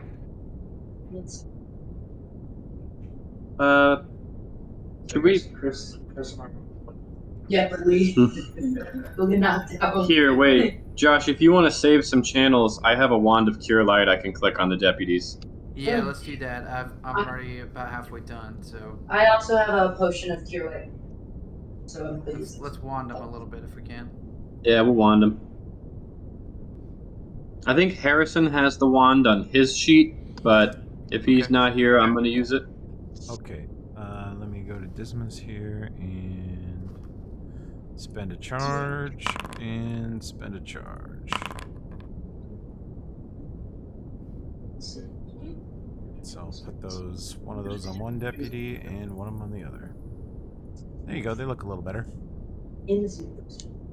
I'll do one more on Charles. 'Cause I think we had 15 charges, and it's just cure light. So I think that'll bring us to 12 charges. Yep. Now you have 12. So we'll put this on Charles. That's a big one. As per usual. It's full. She does this every day. Every day. Okay. Oh, did everyone disappear? Oh, you gotta reload your page, and then she'll be back. Okay, so we gather back as a group and we don't run off, and we search. No, I am glaring at everybody, telling them to stay in a group, or they will feel my wrath, not the skeletons. Oh. And then wow. we search for the elevator remains. The elevator mechanism is all around you in the pool of water. The metal bits are rusted over, heavily corroded, ruined. The wood bits are disintegrated into nothing. Oh, I can do this. Perception. Yeah, we're searching the room. We search the room and the skeletons. If they got anything. What the fuck is that? Okay. I start detecting magic in the water to see if I can find the talismans of the warden. Yeah, the warden's blade. You get a low-grade magic that you get everywhere in this place from the curses, the undead, the other spells that have been used, but you don't pick up anything above like a 2 out of 10. Hey Toby, Not in the whole area. if someone uses a scroll, by the way, like a scroll of protection from evil, do they learn that spell? Just as an aside.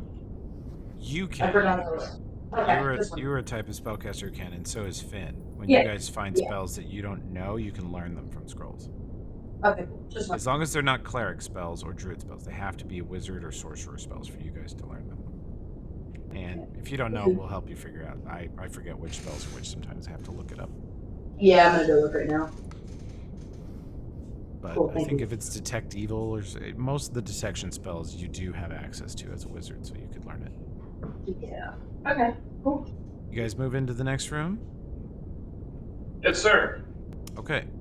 Dinvai and the deputies are marching forward into the next room, and it opens into a huge square chamber. You're on the east side of it. It's about 60 foot wide and about 70 foot north to south. You're on the east side, and there is a passage to the south, a sort of central pillar that's a structure, just sort of load bearing, and there is a passage north, and on the far side of the pillar, there is a passage west. Passage south, north, and west. Documents? Oh, it's just a pile of shit. You could ask Toby about it. I think it's just a pile of shit. Pile of shit. That is a pile of debris, shattered rocks and bricks, and Dinvaya and Finn, give me perception checks. All too far behind, Deputy Chris. There you go. Nobody's in trouble. I'm just pausing for this perception roll. Dinvaya and Finn, looking to the passage in the north, the others seem pitch black. As soon as you get beyond Finn's light or Dinvaya's dark vision, you see nothing. To the north, though, about 55 feet north, there is the thinnest line of light coming out from a doorway either on the left or the right. It's hard to tell from back here, and it's flickering like it's torchlight. A torch? Oh, shit. Who died? Cultists! Cultists! Whispering way. Fucking cults here. Smoke these hosers. Oh, we're gonna kill the shit out of the cultists. They killed our professor friend. Oh, I can't. Here, wait. Let's Party's slow our roll moving here. north. Wait, yep, yeah. Yeah, here, slow up. I can't. You should reload your page. It's not paused no more. That's literally way more powerful. You don't have to live like this. I understand. We could send Kovira in there to sneak and see what it is. I can sneak and then send a message. Yeah, that's a good idea. Yeah.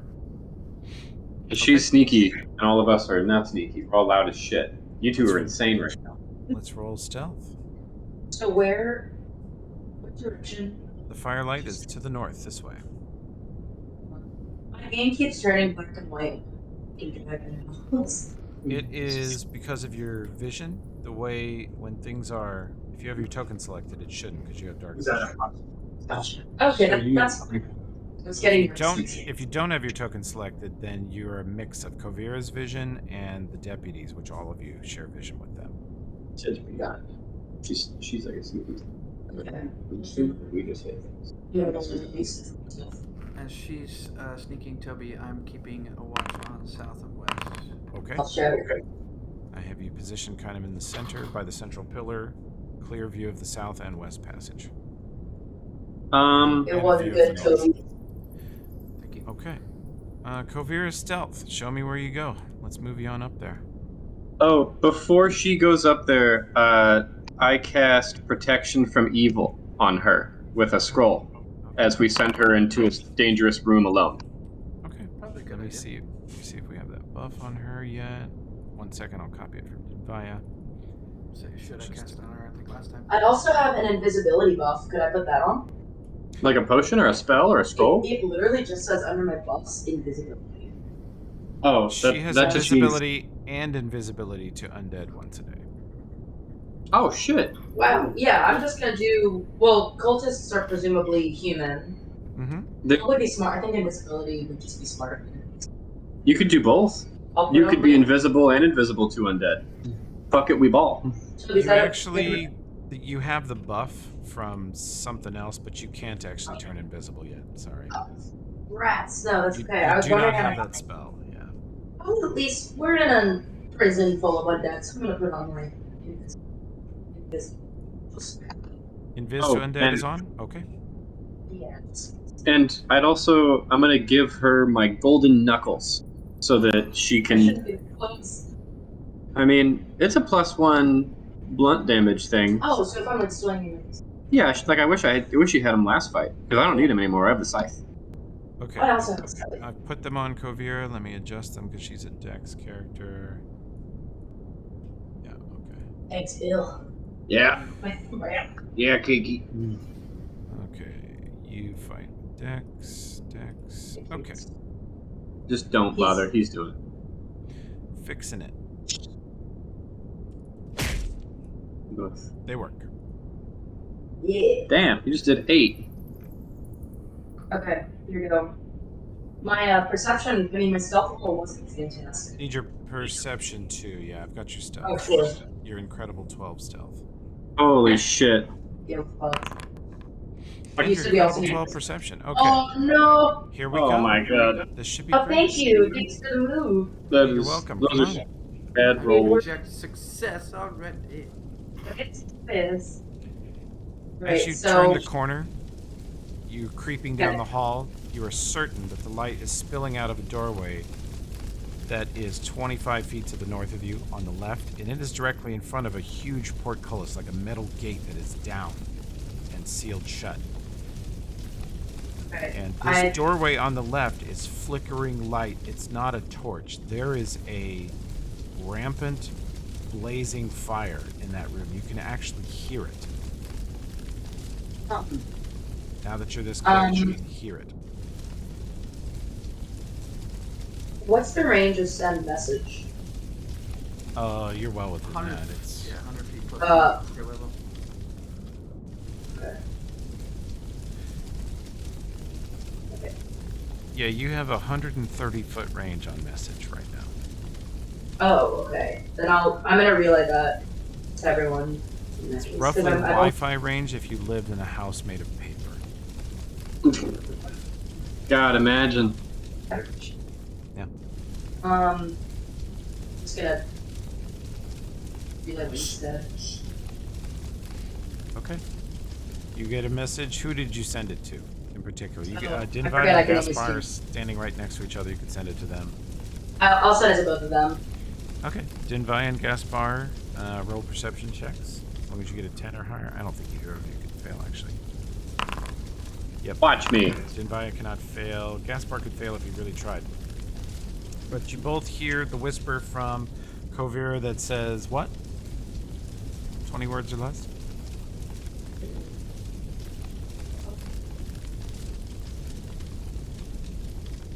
$20 words or less? 20 words. It looks like there's a door 20 to 25 feet down the hallway to the left. The roaring fire. But I don't hear anyone. I don't. I think that was 30 words. Yeah, probably. That's fine. Close enough. It just goes by. I think there's a door. Cuts out. Yeah. Yeah. She says there's a door. She says there's a fire inside the room. Are you going to proceed and take a look, or are you going to... I'll proceed and take a look. Never knew as it Okay. was. Go ahead, creep on up. Let's get you How in many? trouble. How many squares? Oh, 1 or 2 at a time until I hit the pause button. Can I roll as I walk?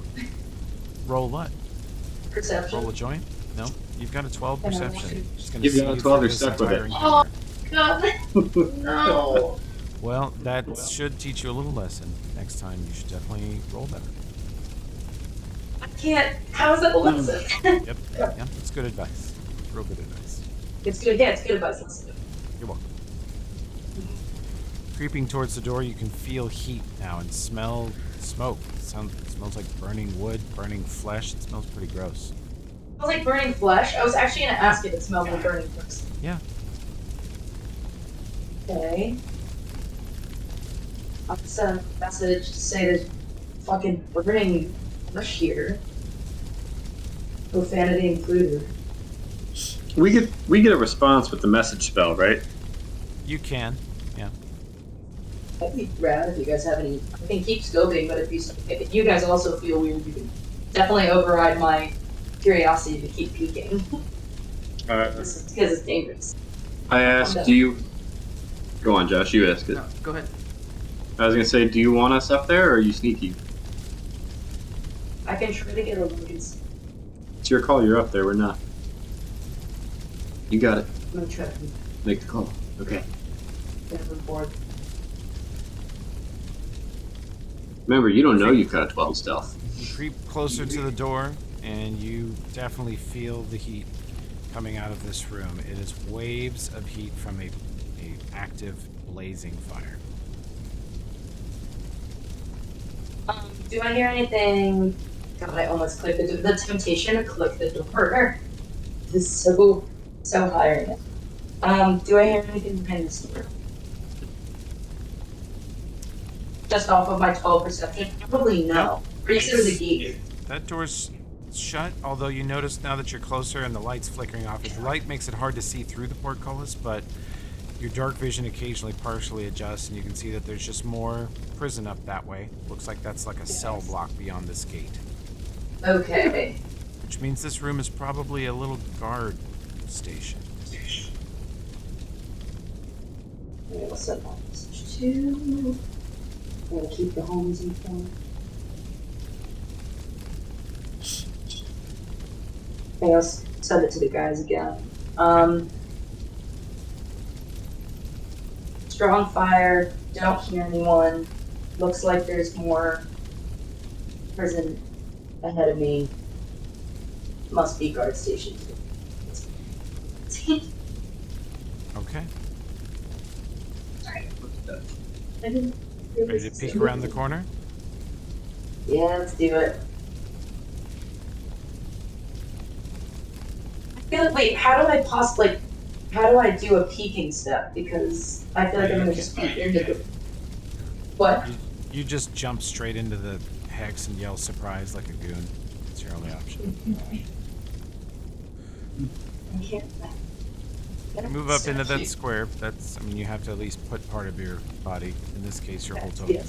But as you turn the corner, you glance around the corner with just a sliver, and you see something burning in the center of the room. The rest of the room is not burning. Everything is disintegrated or just burned into ash.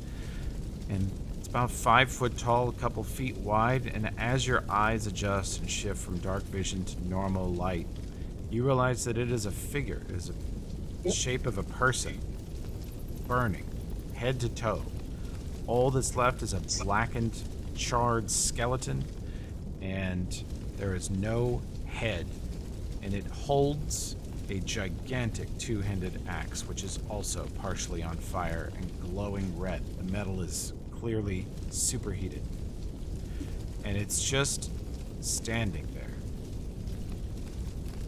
Does not Okay, react to your presence, but you are invisible to undead. that's what I was about to say. I have that on. So as long as I haven't made any noise, it shouldn't know I'm here. Can't imagine eye contact is an option as it is headless. Get him with the knuckles. Yeah, right? So, Get him with the knuckles. Finish it. yeah, right. Finish the fight. I'm gonna back up now Okay. because I'm not gonna send a message. Wait, still pause for me. Did you? Yeah, I'll unpause. Oh. There you go. Oh, Steve. Shoot. 2 steps. Returning to the party. Yeah, I think I'll just return to them. Okay. I know I've been preaching Greece. Absolutely not. Please. Absolutely not. You scared? I got chills. Oh, I'm not. Okay. No, not be casting. Alright, huddle in. Alright, so there's a flaming Yeah, I let them know headless- there's a flaming headless, axe-wielding entity that's kind of just sitting in his little, fire pit chair. Hanging out. Not moving. Didn't see. Which way was it facing? Religion or... Yeah. Yeah, Josh, you've got a History. natural 20, total of 25 knowledge religion. What are you asking about? Would I recognize that figure from any lore or anything associated with the prison or death or anything like that? You like the prison on fire? No, there is a type of skeleton called the burning skeleton, which sometimes happens when people are burned alive and become undead skeletons. They ignite at a certain point and they just stay lit. They are very much immune to fire. They take increased damage from cold. Like all undead, they take like all skeletons, they take greatly reduced damage from slashing and piercing, but they take full damage from blunt. Okay. And they're quick. Just like other undead skeletons, a flaming skeleton will probably sprint at you and murder you as soon as it can detect you. Which this one doesn't sound like it has a head, so it's definitely reliant on its sort of undead life sense. And you think Kovira's invisibility to undead spell is the only reason it didn't attack her? Does she lose that spell if she attacks? Yes. Yes. Oh. Oh yeah. So weaken it. Yes. Nah, we should just buff We should up and just go in there have- and kick its ass. Okay. Let's go. Do they have any other powers that I'm aware of? Like fear or anything like that? Or they just Yeah, with stab your you natural and burn 20, to you death? know that standing next to them, hitting them in melee, just being close to them, you will take fire damage constantly. And when they die, they very often explode in a small but intense radius. Awesome. I activate my Inquisitor judgment of resistance and declare flame. So I now have 4 points of flame resistance. I mean, that's not nothing. We don't have many ranged options in this party, do we? You got a bunch of jolts. Bunch of jolts. Like Hey Toby, Yeah. Do that. do flaming skeletons are they their own entities? Do they report to anyone? Do they revere anything or? That is That would be unknown. dangerous. They can, like all undead, they can be under the control of a necromancer or someone Right. controlling them specifically, but this one's just standing in a room alone, and by the look of the room A that loser. you saw, it's been, a loser. Could be our guy. It's been in that room on fire for a long time. All the furniture and objects in the room are annihilated. Yeah. And it's just standing there. My thing is that I just like. That axe might be valuable. It doesn't look like the axe that Deputy Chris is refusing to stop holding, does it? Nope. Different type of axe. Oh yeah, it's a hand axe for Chris. Mm-hmm. Yeah, it would do damage, but so did Magic Knuckles. Water punch this one. Alright, The one, we're two. rolling. Yep. Yeah, let's do it. I got DR4, and I'm gonna cast. Oh, I gotta spend one of my spells from Expeditious Retreat. I'm gonna cast Shield of Faith on myself. Okay.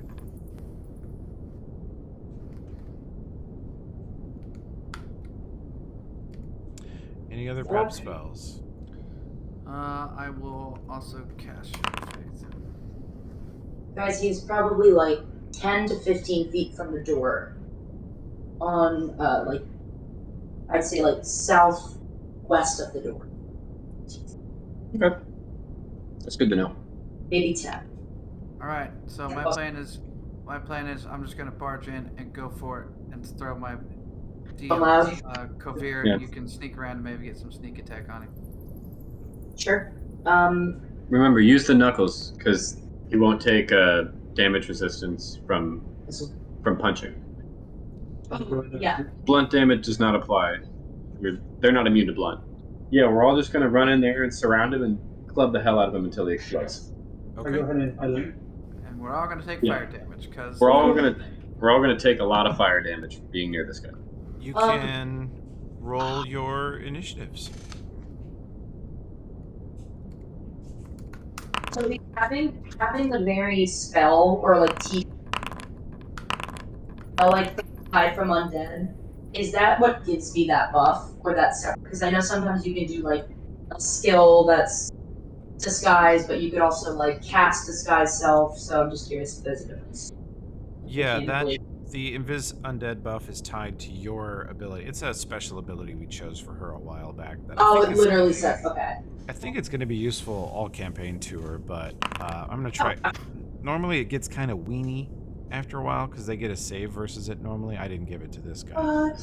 But Damn, it's coming. I'm going to make it scale so that it's still useful later. Sure. Unless there's like a graduate level one. Well, at higher level, assuming you make it to facing things like vampires, liches, greater undead, they'll be less likely to fall for it. Yeah. Okay, Kovira initiative when you're ready. Yes.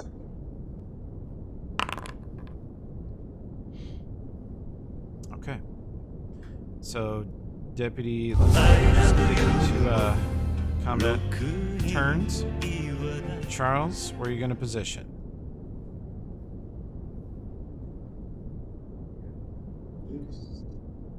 Are you running? Yes. I do it. I don't think you can hear you well. So can I? What can I get to? Well, it's up the hallway to the left. You could go in there first if you wanted to, but I don't think you want to be alone with that thing. It's probably pretty dangerous. Don't be afraid. Oh, he's taking point. Don't. He's just going in. He's going. You only get 30 feet. How far has he gone? He's gone 30 feet. That's one of your moves. If you go any farther, you won't be able to swing. But if you stay here, you're not sure if it will be able to detect you or not.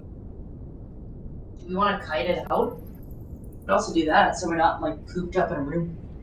What is it? I think we'll take the damage no matter what we do, the fire damage. I might as well just go in. I would not go in. So in this game, you have a move action and a standard action, and each of them means you can move 30 feet, and so far you have moved 30 feet. So if you can move 30 feet and then swing, but if you move more than 30 feet, you cannot swing. So you could move 30 feet into the room, and then you would just sit there and stare at it, and then it would be its turn, and it would get to swing at you as many times as it can in a round. So I might as well just go ahead and swing. Tactically, you should wait here. Okay, yeah, I'll just wait. Because that's, you want to move in increments that allow you to, if you do reach it, hit it. Okay, so just in my turn. Yeah. Okay, Tinvaya. Charles has moved up 30 feet north of you into the passage. He's about 10 feet away from the fiery door. You are still in the central hall with the rest of the team around you. Do you want to advance up with Charles, or? Yep. Okay. You, it's a 30-foot move to just be right next to Charles. As soon as you get up here, you can hear the burning and smell the burnt flesh. It's intense. Okay.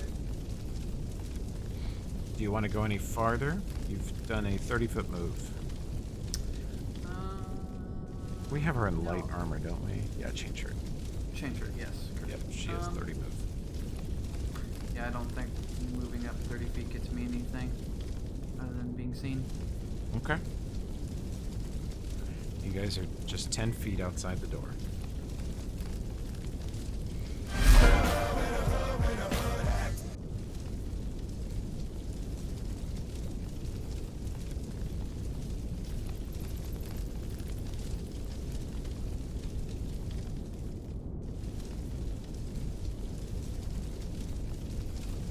Kovira moving up.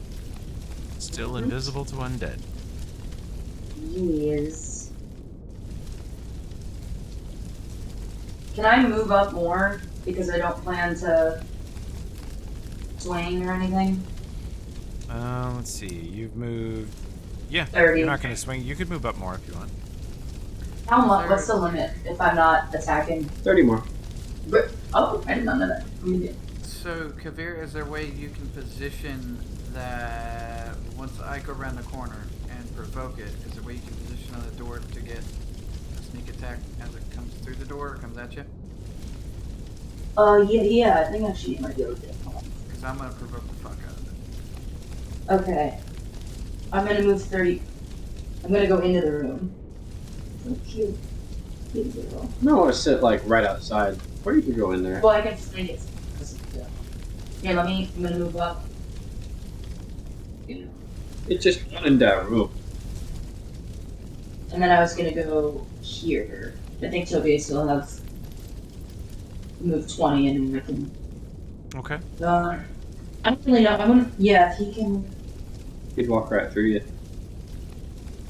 I should be able to do it, but I'm just thinking of. Let's see. I don't know if I'd actually be able to flank it. Not really, because I can go here, but then why would have to make it here? I think. Can you diagonally flank? Yeah, kind of. As long as you're on opposite sides. It'll be tough in this hallway, though. It'll be tough in this. Okay, so. I mean, no matter what, sorry, if it doesn't detect me, it's a sneak. So wait, I can get this. I'll go next to it. Be about your eye. You are blocking the doorway, so your I have. party will not be able to get through easily Yeah. without. Is that what you mean to do? Yeah, I'm gonna go in. Okay. You got another 15 feet of movement or so. You can use the arrow keys too. Okay. Oh God. As you walk in, you see it shift its weight from one foot to the other and grasp its axe in both hands. And it lumbers past you slowly. It provokes an AOO if you want to take it right now.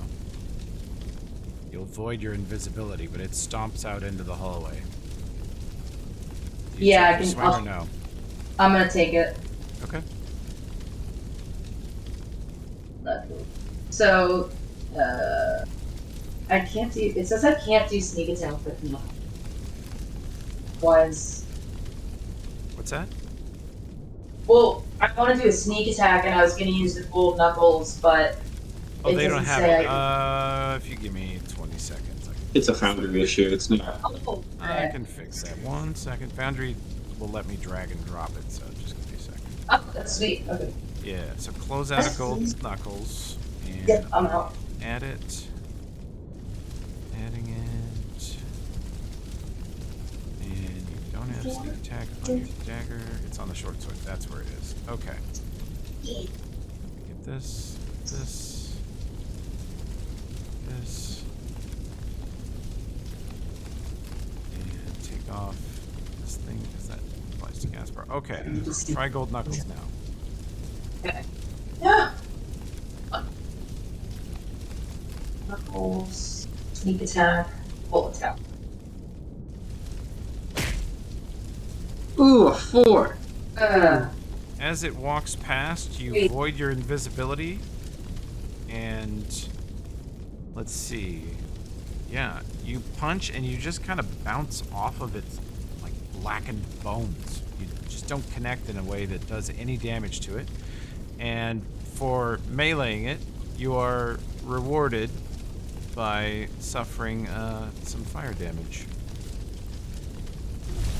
Strength is not my. You burn for 4, but you are a tiefling, are you not? I am. You have an Or inherent from the crucible. 5 resistance to fire. You take none of that damage. And it lumbers past you as you take your punch at it, but do nothing.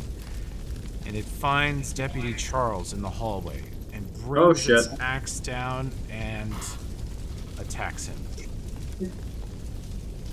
Oh, we should have had him ready a swing. Holy shit! He is almost dead. Does that hit him? It hits him exactly. It Oh my comes God. out. It steps out into the hall and slams this fiery axe down into Deputy Charles, pouncing on him essentially, and you see it swinging over and over and over again, and Denvaya reaches over and tries to put her shield between the burning skeleton and it just starts slamming the axe into the shield. You can hear it, and Charles goes down in a heap. He is partially on fire and he's cut wide open, shoulder to hip, his armor destroyed. It just annihilated him in a single shot. Plan seems good. Did I drop the animal? You're dead, bro. He's not dead. He's below 0. He's unconscious. You dropped everything. Mostly dead. Oh, you Take look the down, hammer you away. notice he is still hanging onto the hammer.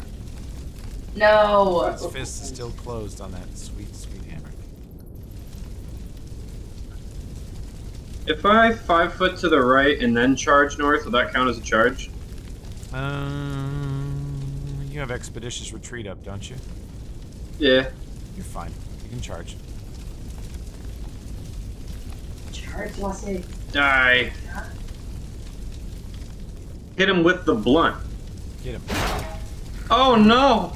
And you fumble your Guys. weapon, and you take some fire damage. Take 4. Oh no! I don't take it. My judgment absorbs it. That's right. Deputy Chris. Joust before I kiss this hell. There is, for lack of a better term, a firefight in the hallway to the north of you. God damn it. Oh, Dinvaya, do you have fire resistance at all? I think as much the acid, electricity, and fire. I'd have to look that up. Let me look. Acid, cold, electricity. You do Nope, take not fire fire. damage. Yeah, okay. You take 4 damage as it burns in your immediate AO. Deputy Chris comes running up to the fight.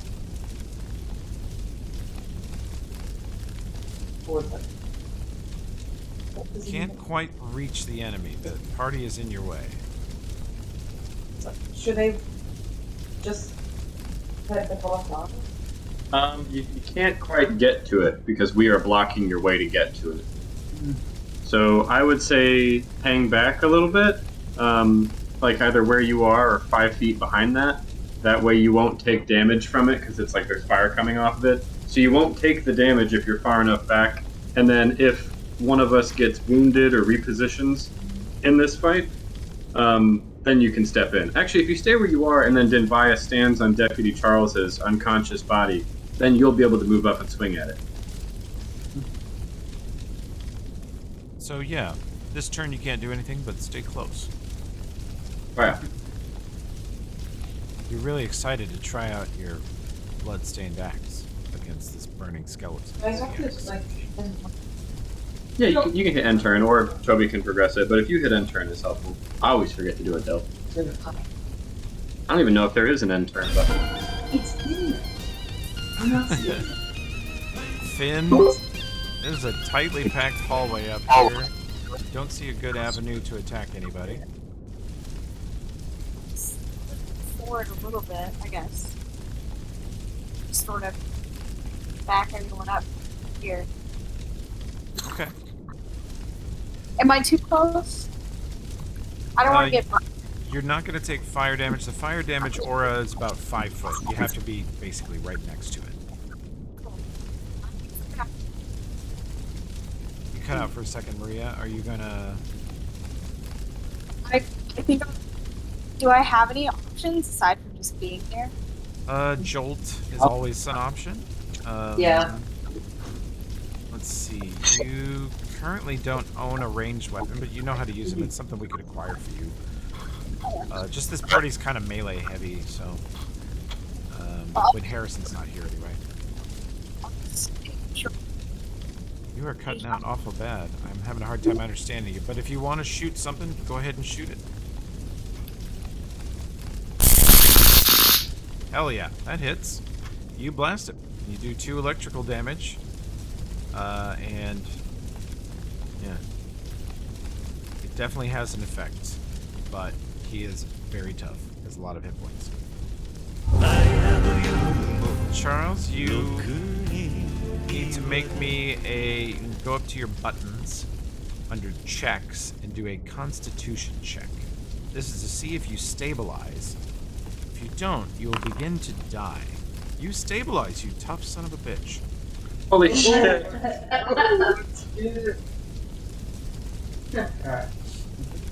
Charles lays there just clutching his dear hammer. For life.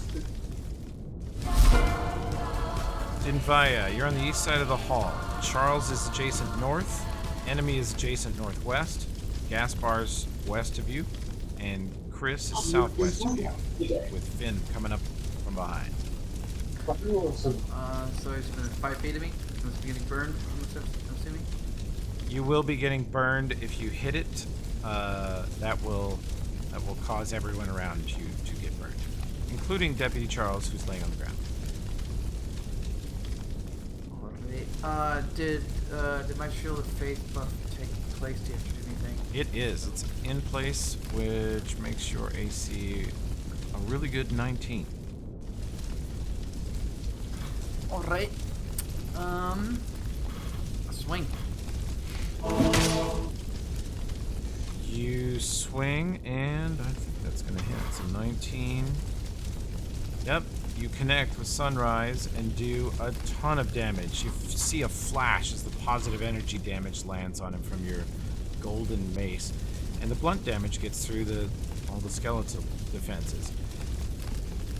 That will cause a retribution burning aura of 1 damage to everyone, including Charles, who will now start potentially dying again and have to stabilize for the next round. Now, Dinvaya, you can, as Tim said, 5-foot hop to the north to leave a extra square open for either Chris or Finn to get in here and melee also. I do so. Okay, I'm gonna move Charles. He's sort of in the same square as Dinvaya, but I'm just gonna move him so we can see his token piece. Okay. Can Dinvaya block the heat and save Charles's little soul? No, she's walloping the skeleton, which is causing fire to burst forth from it and potentially kill it. Occupational hazard.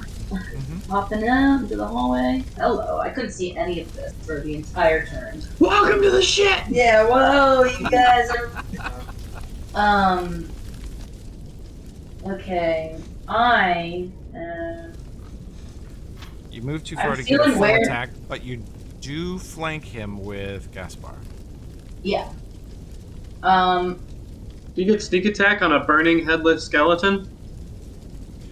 It does I mean, sometimes in the book, no, but I think skeletons still have joints, vertebra, knees, elbows. They still have places you could focus, so, yeah. That's a good point. So I do this. Yeah. As long as they rely on their body structurally, I let you guys do crits and sneak attack. But it's just the ectoplasmic guys or the ghosts, they don't have any vitals. Yeah. That makes sense the other time. Would be mess. I'm wary to use the gold knuckles now, because they were so ineffective for me. I don't think strength is like... You roll the 4. Do you have any other blunt options? No. I'm gonna do the knuckles then if that's the only blunt option. Well, Snoop Dogg, he's got blunt options. Wow. Great one. Better. That actually connects. This fire aura will be just for Kavira. Does not penetrate your tiefling resistances. You strike it.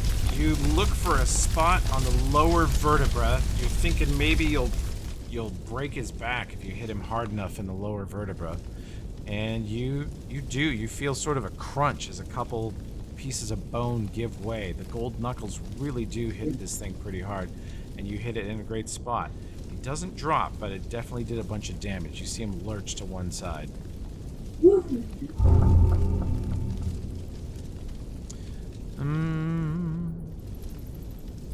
Oh, and just to be clear, I was accidentally cheating. I don't get to have a DR for flame stuff. I misread my judgment. Enjoy your fire damage then, bud. Yeah, I applied it.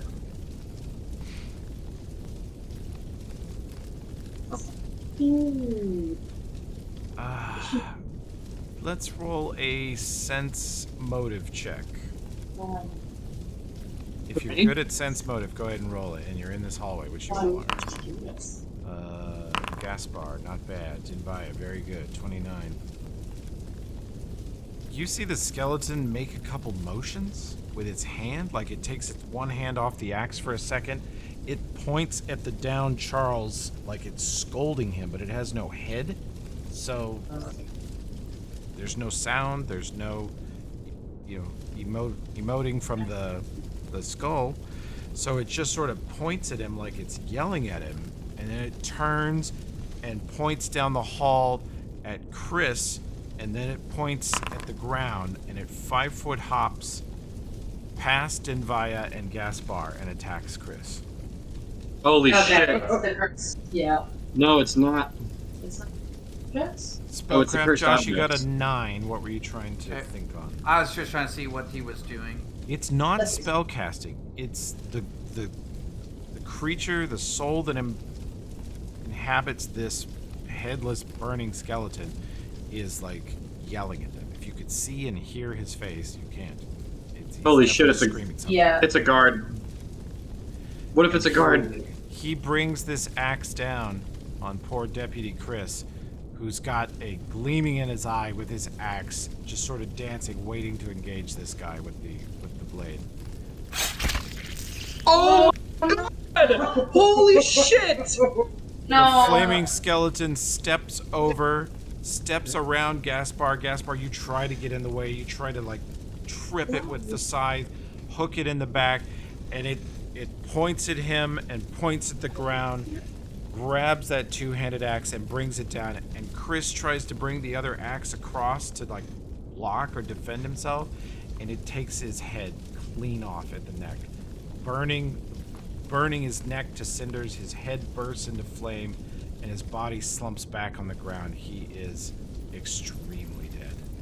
That is the most damage I think we've seen out of a single attack all campaign. Yeah. Yep, guess what? The bad guys now have the damage record for this campaign. And How much was it? 88. Holy shit. You had like 20 hits. It's a great axe. He's strong. He power attacked, and the burning skeleton gives And him he's fucking on fire. flaming burst. That would have killed anyone here. Yes. So, And to be Ahud, I apologize, but also welcome to the game.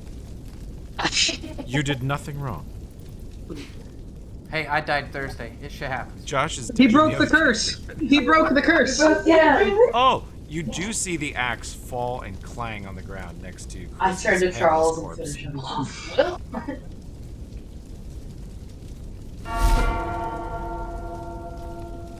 Oh my god.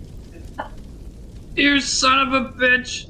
He'd worked here for like a fucking week! You asshole! Well, maybe we don't attack. He just killed somebody. Yeah. You are using the blunt end, so you get full damage. You bash into the body. You can see that there are broken ribs, cracked vertebra, almost took one of the arms off. It's very damaged. Deputy Sitting here Chris, for days. there was unfortunately no Start the hope damn of stabilizing slouch from before I having your head piss severed. myself. So, Finn, just to be... you want to get in there and get in melee? It looks pretty great. Hell yeah. Like, right there? Acrobatics check. You can stand on Chris's body. I'll just move it out of the way a little bit, because if you go there, you're gonna provoke. If you go here, you don't have to. Oh, you're good anyway. You can position wherever the fuck you want. Okay. Cool. Yeah. Finn comes tumbling in. This is still a skeleton. It's gonna take reduced damage from slashing and piercing. Yep. You slide your blade in there and do a tiny little point of damage to it, but it resists most of it, and you receive for your trouble. There's the fire damage I should have given Tim, and I'll just give that to you. Gaspar and Finn can each take 2 fire damage. Let's go. Hi guys. Good We got shot. the cats here. Let's see.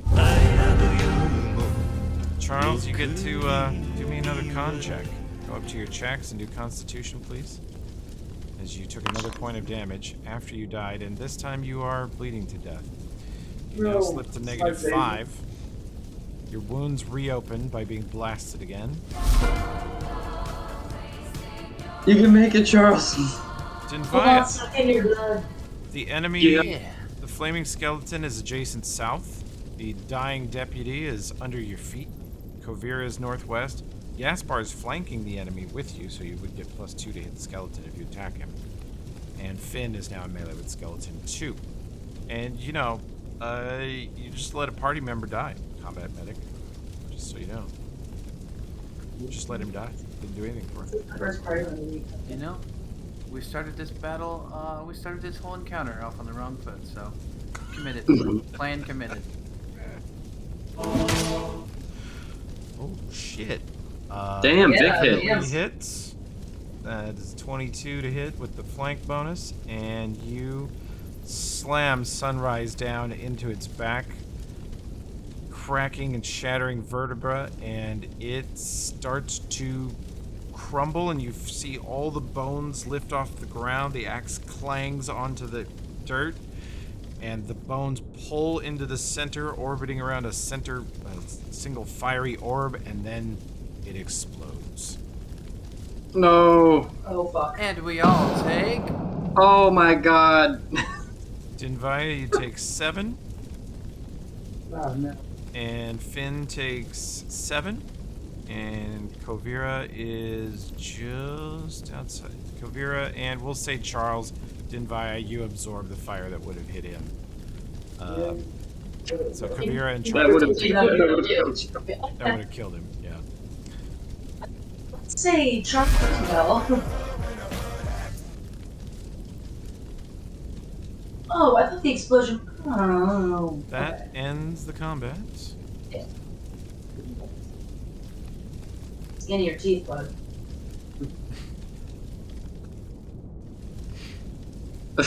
Holy shit! I've never seen They that. killed Kenny! No. No. No, I'm just. Sorry, Hood. Yeah.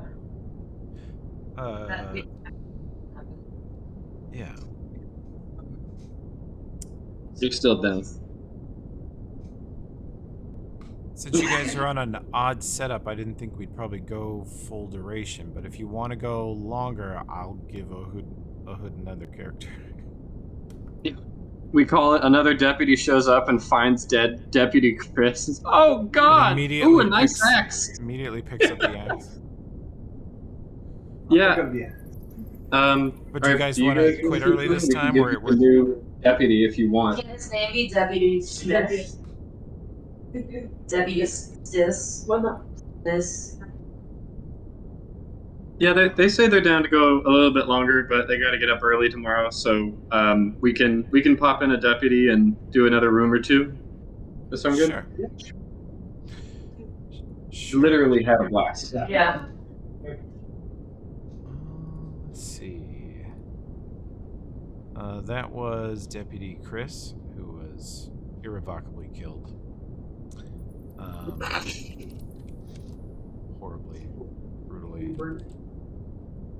One of them, there were 3, and then one of them was like, I'm taking the day off because I got almost killed by flaming skeletons. Right. Well, let's see.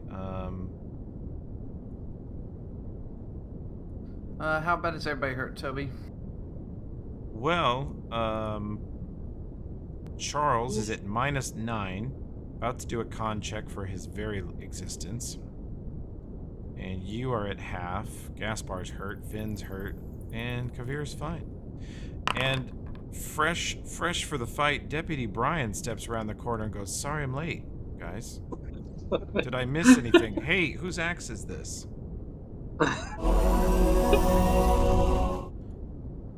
Who does Deputy Brian enthusiastically pick up the axe or cautiously the leave it axe? there? Yeah, dude. If you want. Yeah, I want. She said she wants it. Well, before you guys can do anything, Yeah, we go please put his. Sweet Brian steps around the corner and picks up the axe and gets sort of glint in his eyes, and he goes, "Sorry, Oh. I'm late." God damn it. I also don't think that she transmitted, but a few seconds after she got killed, Ahud looked over at Will and said, "I died protecting you."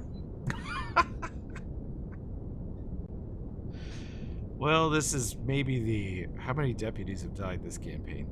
God. 2? That makes 2? I think Three. one. Jimmy? No, Jimmy? well, technically one died think it off makes camera 3. early on. Yeah, I think it's 3. Yeah. Oh, we lost another one? God. One of them got killed at the monument, so... Yeah. I think Yeah. one was possibly killed at the town hall. Yeah. I think Yeah. Deputy You might Jimmy have saved definitely that one. died. You loved him. Oh, yeah, Jimmy ate it. I did channel. Okay, channeling. I'm applying it to Dinvaya. Charles, you wake up in an immense amount of pain, laying on your back in the hallway, clutching your dear hammer to your chest.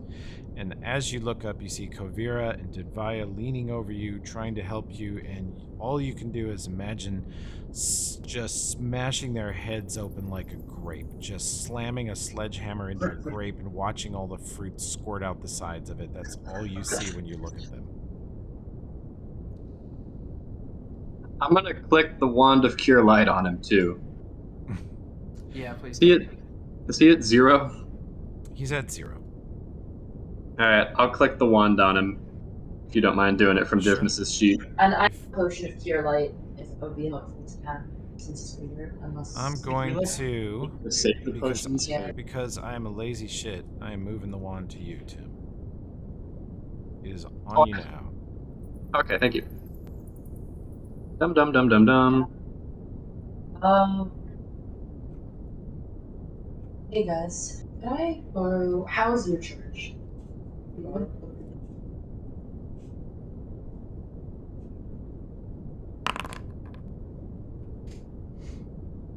Okay. Charles, you are healed 6 and then 7. You are more than half health. You feel a lot better. They used some kind of amazing magic wand on you that closed your wounds, removed some of the pain of your burns, and made you feel altogether whole. And you feel really fortunate because you notice they're not doing a goddamn thing for the dead Deputy Chris.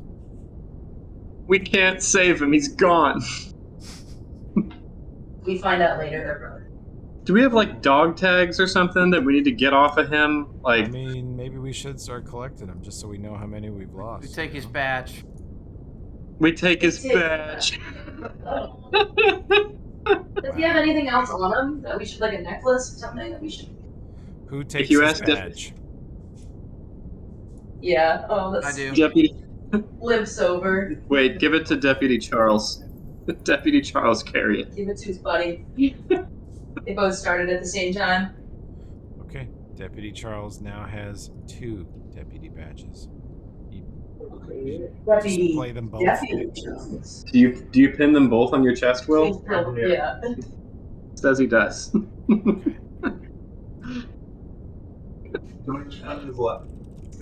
Oh my god. Excellent. Deputy Bryant immediately displaying a badge. Deputy Bryant. What about this flaming axe this guy dropped? I detect evil on it. You want to take a look at his axe? Yeah, I'm gonna detect evil on it before I touch it. Okay, go ahead. Sure. Grandpa soundtrack. It radiates quite a bit of evil, but it's not enough that it is necessarily inherently evil. You think it's just long possessed by an evil person. Oh, did you just detect evil on the axe? Yeah, it doesn't seem cursed. What is it to know what it does? Spellcraft? Yeah, spellcraft. I asked this last. Dinvaya looks at it and says that is at least masterwork weapon. It radiates magic when you guys inevitably decide to cast Detect Magic on it.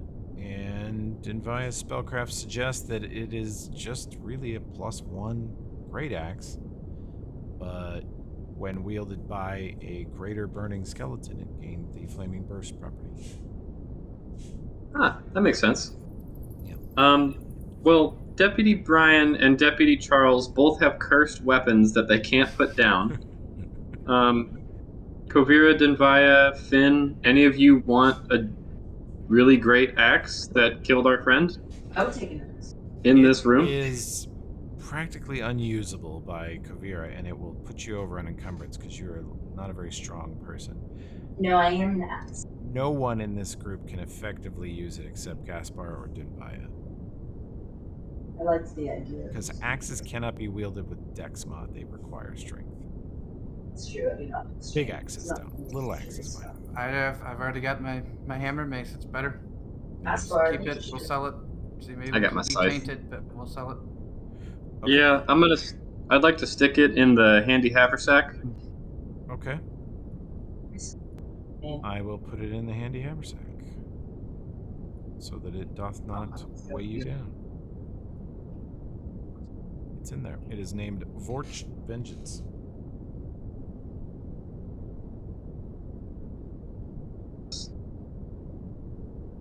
Against the urges of killing everyone. The hammer. Did you hear that, Dad? What's that? No. You ask him again. You gotta yell out. Yeah, against the urges of the hammer to kill everyone. I still can't understand him exactly. I'm the only one who's close to the computer. He's asking Gotcha. how is he holding up against the urges to kill everybody from the hammer? If you don't look at them, you don't feel it. So as long as you just kind of, you seeming odd and freaking everybody out, but you just don't look at them. If you look at any one of them, from Deputy Brian to Finn to Gaspar, Via, the intrusive thoughts are constant. And you don't want to. You don't feel like you want to. You know you don't want to do that, but you just constantly see it happening. It's their washing machine that you hear. Oh, God, yeah. No, it's the best. I hate that fucking song. You just gotta dance to it. That's what Tim and I used to do. No. One of these days, Dance. I'm hacking my washing machine and changing its finished song to WAP. I don't care. Okay, I can make peace.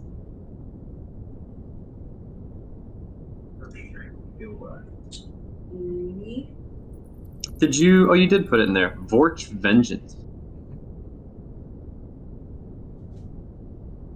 Let's keep exploring. You take a look at this portcullis? Check out this flaming room. Sure. Oh, it's just a room where everything's been destroyed. Been lightly roasting a marshmallow in there. He's figured it out. He's roasted the most good. Yeah, we could go through the rest of the cell block that seems to be ahead of us. Where? At the plan? Yeah. Kovira perception check. Oh, baby.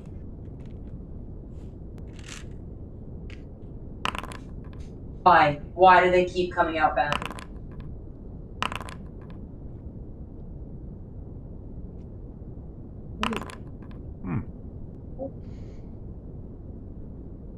Kovira tries to open the portcullis and can't. And With the perception check. Deputy Charles very handily points out that it is locked. There is a lock on it. Can I check disable device? Yeah, you can disable the device and unlock it. Gaspar, you also notice that the rogue is trying to unlock a thing without unlocking the lock. With her 8 perception. I think you failed the perception. Once she messes with the lock, she just instantly pops it open. Hell yeah, good work. The lock has to be pointed at. Can I do the honors of touching the door? Do you want to touch the door? Just like touch it. Get to know it. Get a little closer. Can I do the honors of opening the door after unlocking it? Oh, I mean, you sure can. You might invoke the wrath of Josh. Is that something you want? Oh, Josh, didn't buy it. He said he was stepping AFK for a sec. In the chat. Well, I did not. there's no law then. There's no rules. You can do whatever you want. No, Josh is not. I'm gonna wait for our party. I'm not. Here I go. God, I wanted to touch the door.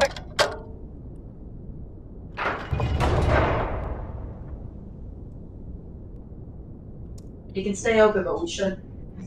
You see a large chamber in front of you. A number of cells along the left side, some on the right, some on the far back. In the middle of the room, a hinged 10-foot square metal grating lies over a dark pit in the floor. A thick rope has been tied to the grating and dangles into the darkness below.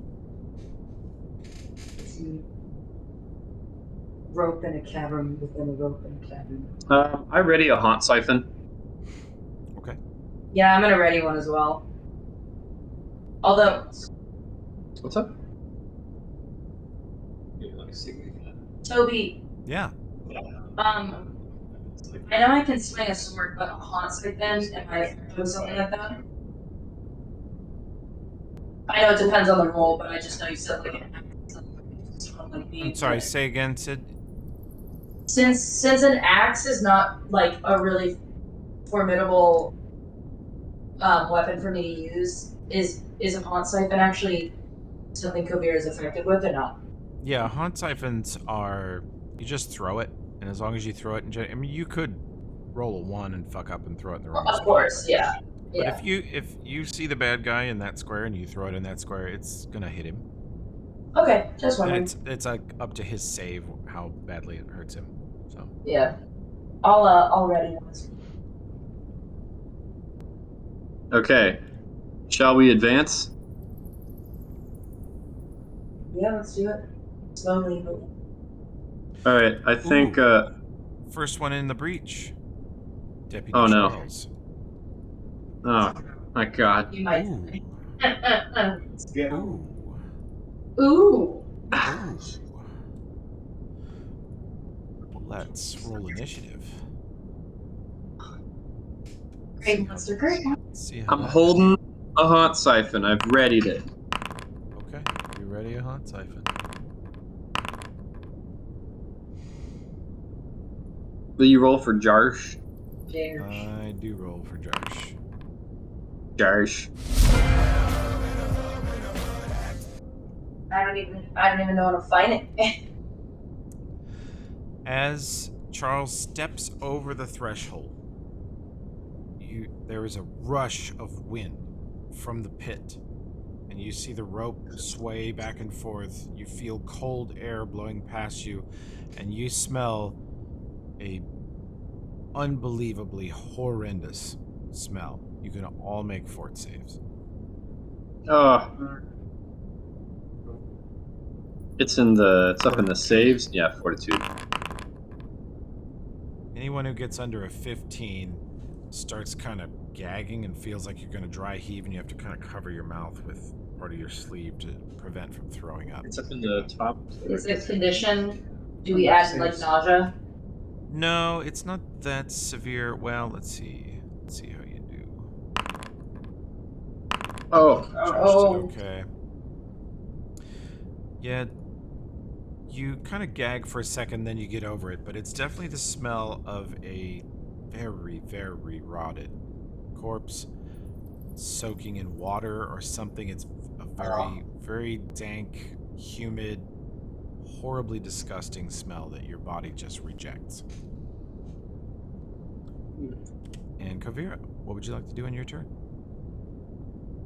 And it comes out of the pit? Oh, go back, Charles. It's not your turn. You're okay.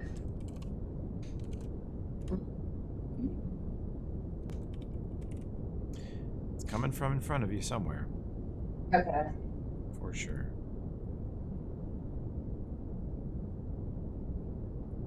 Just I guess I'll move up. Okay. Gaspar says, wait. Okay. Be ready to throw that. Yeah, I have it ready. About 10 feet. So it's,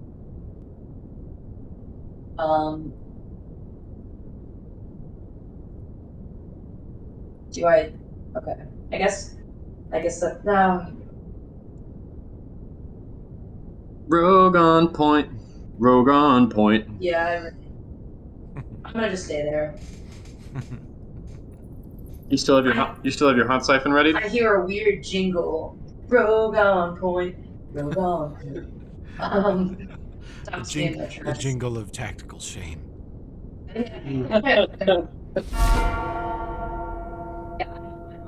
stipend. Yeah, siphon.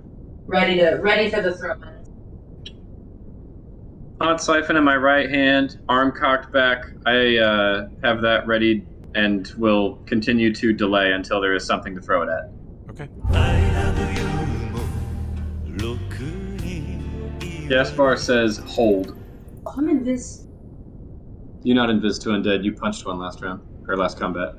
Does that make me not visible to the enemy in that round, or go from all items that when invisible? I believe it yields the spell entirely if you combat. It voids it, yeah. Yeah, avoids it.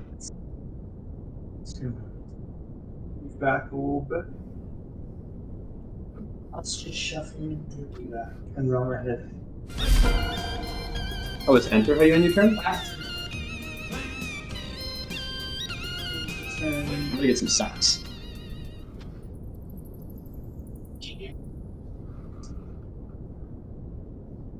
Yeah. We'll keep drawing here. Sorry, I walked away from something. You're okay. The party is preparing to throw hunt siphons, I think. Although they may already have 2 people. I don't know. I think there's 2 right, already ready, right? Yeah. So Party only has 4 total. You should I just progress forward and be ballsy? Yeah, back up Kovira in case this spooky grate slams shut between us. Okay. Let's come right. I know, that was a mistake.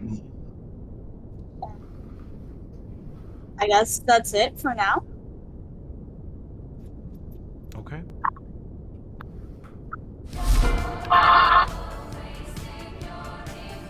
Is Josh still AFK? Nah, he's back. I'm here. Okay.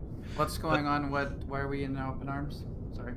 The party opened up the northern passage, and there was a pit in the center with a grating over the top of it, a rope dangling down. And like they do, while they were discussing what the next step was, Deputy Charles took a step into the room. At that point, there was a rush of air out of the pit. Everyone is now on their toes, ready to throw haunt siphons or engage in combat. You are 10 feet south of the door. Finn and Kovera are first into the room. Ahead of you, about 15 feet. Deputy Charles and Gaspar are in front of you, and Deputy Brian, the new guy, is right behind you, smiling at his beautiful axe, which he's running his beautiful axe. Awesome. Deputy Chris is in the hallway behind us, gone but not forgotten. Fuck. Yeah. Oh, yeah, gone but not forgotten. He's holding down that square forever. It's bad. Bloody bad. I pushed the idiot deputies to the side, and I walk into the room and ready a channel. Okay. Nibaya enters the room. Let's see.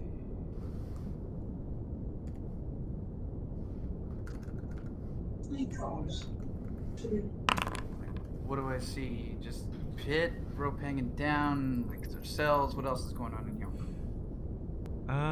This is a... You remember reading about this room in your Manifest? research.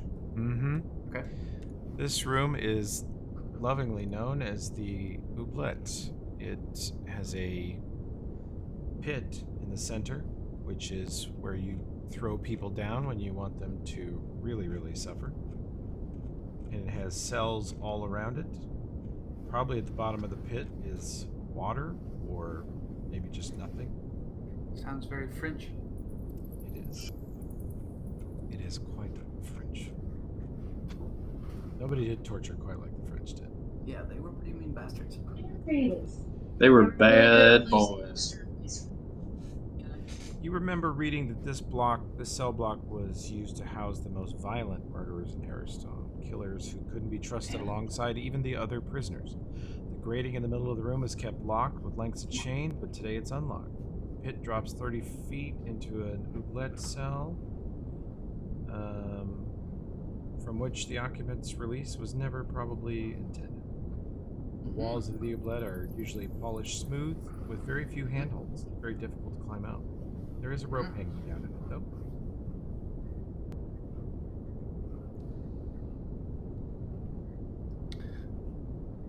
Okay. I get close to the pit. Does anything happen?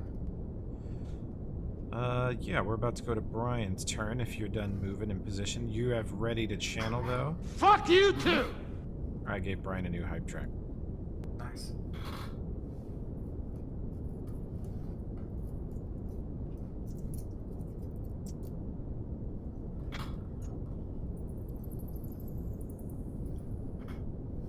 Okay. What would you like to do?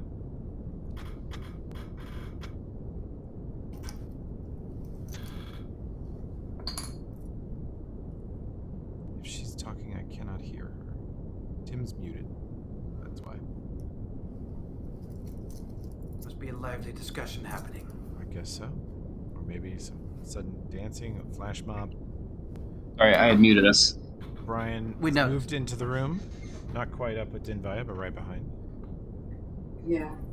Okay. Should they like use any of my features or skills? I could. I would say you could push up to. You could stand either right behind Dinvaya or like up here, and then just declare that you're going to ready a swing. So then, if something shows up and you can whack it, you whack it.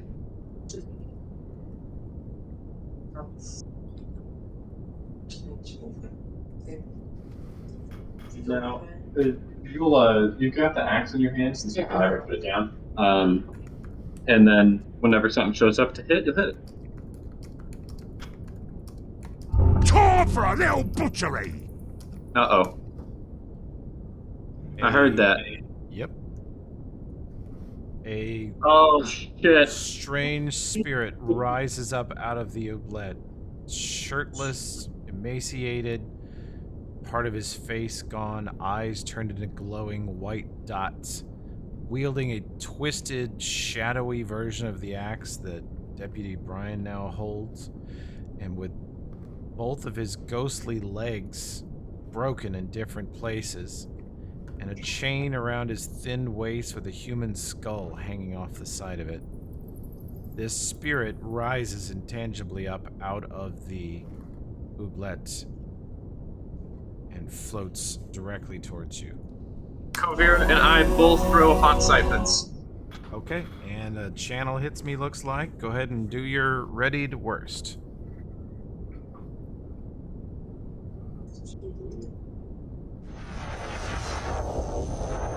We're throwing grenades. We're ready for this bastard.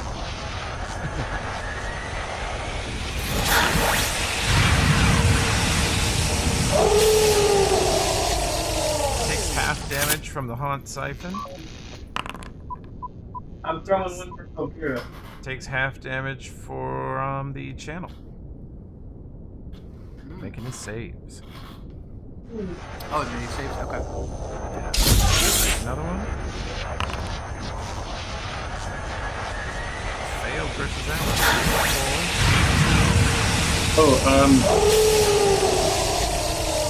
I know that's too loud. I like it. Just so you know. I know it's too loud. It's horrible. Deputy Brian has a ready swing as well. Okay. Hit him with his own axe, Deputy Brian. Oh, just roll your regular old axe. Here. Axe. And then, well, I think you're going to have to go to inventory, sorry. Bloodstained hand axe, put that wood. Yeah. With your own axe, bitch! Fucking suck it.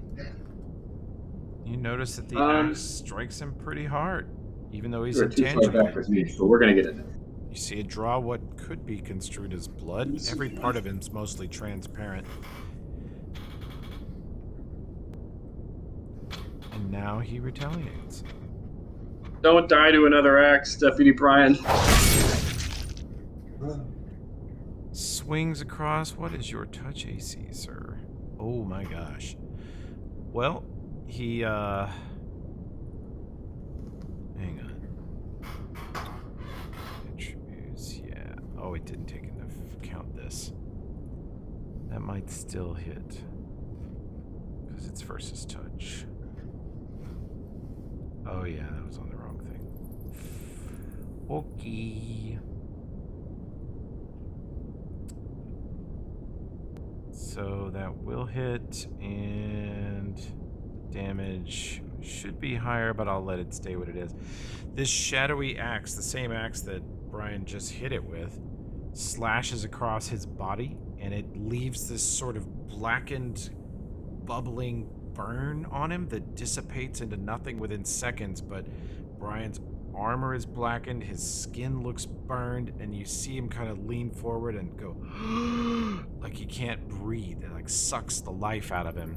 And you notice that the spirit appears to be healed a significant amount as this happens.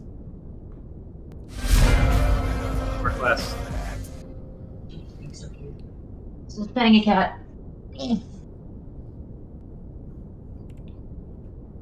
That was an intense barrage of grenades. Good job.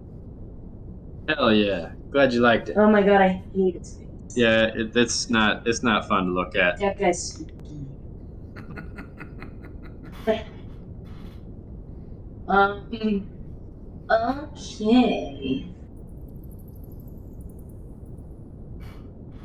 Gone. Also, whenever you swing at stuff, you can like swing and then 5 foot back. So then you can like get a little bit further away from it. So on your next, But you can only move once per turn. yeah, you can only move once per turn. So you couldn't do it that time, but you can. Each square is 5 feet. So whenever you're in combat, like you could on your next turn swing at him and then 5 foot back there, and then he can't hit you again, or he has to move to hit you again. What is this guy made out of? Ghost.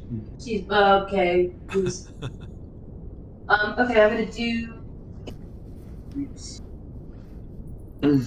Greasy ghost. Grease Ghost. I'll probably do Jolt then. All right, let it rip.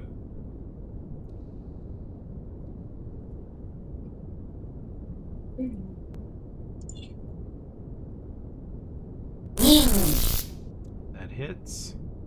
1 damage. No. Oh man, we got to get you some other spells. I know, man. They're not. So should my initiative now be with the Lopper since I delayed to him? Yeah. Deputy Okay. Charles.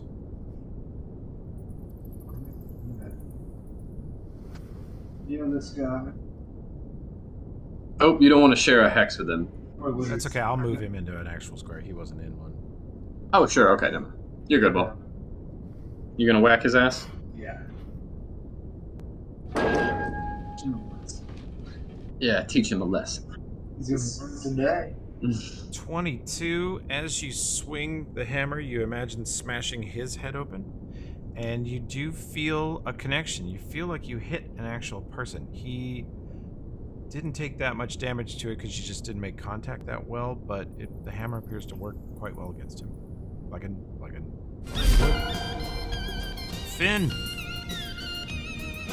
Partially intangible, extremely dangerous. This is a candidate for an Estoc Shocking Grasp. Yeah.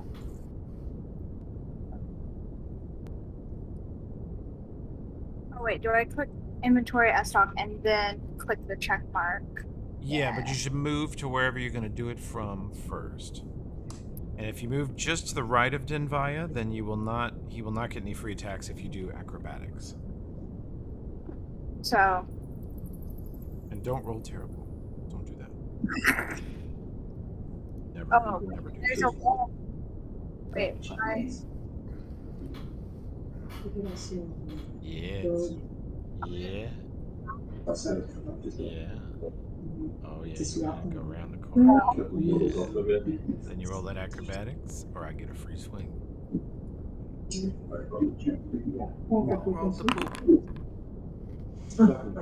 Oh, very good. Yeah, she tumbles gracefully into place. He does not get a free swing at you, and you may do your attack. Yes. Give him the good stuff. Not great. Ooh, you miss, but casting the Shocking Grasp, your sword is still charged with the electricity, so you won't lose the charge of it. Okay? So you can just try to hit him again next turn and have Shocking Grasp on it for free. Okay, good. Tinvaya, enemy is adjacent north. Both deputies are on your left. Finn is on your right. Kovira is behind you. Gaspar is down the hall with his thumb in his butt. If you wanted to make room for Gaspar, you could 5 foot northeast, and then the bad guy would be on your west. Okay, that wouldn't put anybody else in danger. Just give. No, it would give you Gaspar. flank with Deputy Charles. Okay, I do so. Okay, you 5 foot northeast. You are now flanking the enemy with Deputy Charles. This thing is intangible, so it can't be crit or sneak attacked. But I will give you flank against it. And if it's incorporeal, Sunrise won't touch it, right? Sunrise will do half damage because it's incorporeal, but the divine damage that Sunrise does will do full.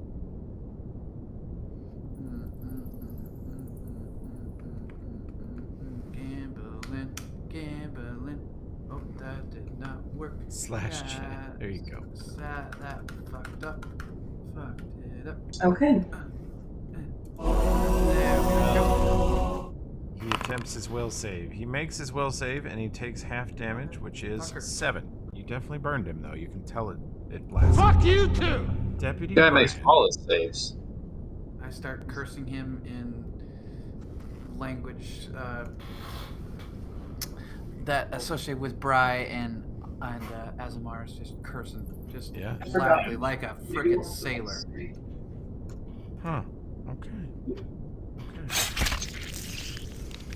That will hit, and you notice the axe appears to do severe damage to him. It slashes, and you see black blood fly off his intangible body, and he looks down and recoils from it. And you notice as the other wounds on his body close, the wound from his own axe does not. Do you like that, you piece of shit, huh? You like it? Gaspar looks down at the notes written on his hand and yells out, "Vance Trestle, you piece of shit!" And then he charges the enemy. Oh, wow. He looks at you. The head turns, and the just glowing pin white eyes stare into your soul. I sentence you to get fucked. I Natural rolled a 1. 1. You miss. Time for a little butchery! Well, the person who hit me with my own axe is gonna have to go first. No. Oh. Slashes deep into Deputy Brian, dropping him. Potentially killing a hood twice in one gaming session. Holy Brian's shit. not dead yet, though. And You're just unconscious. he heals himself some, but the damage from the axe does not heal.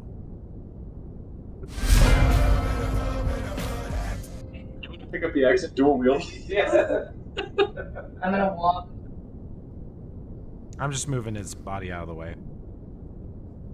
You're not dead, Brian. You're just knocked unconscious for the moment. Kavira coming in?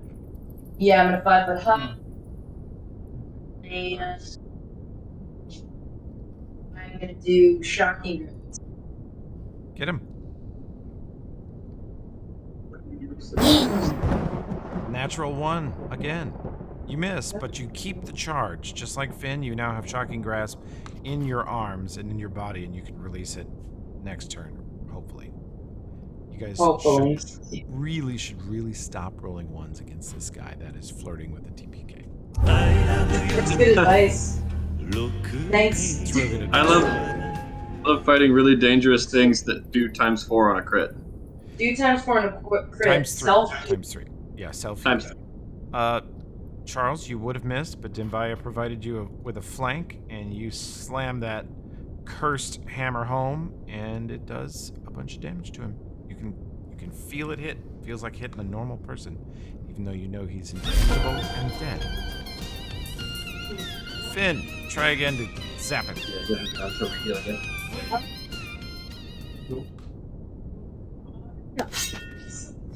Oh shit. Oh shit!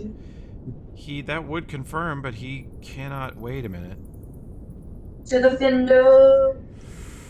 To the wall. The sword can't crit, but the shocking grasp can versus Hell intangible. yeah. So he takes half of the 7.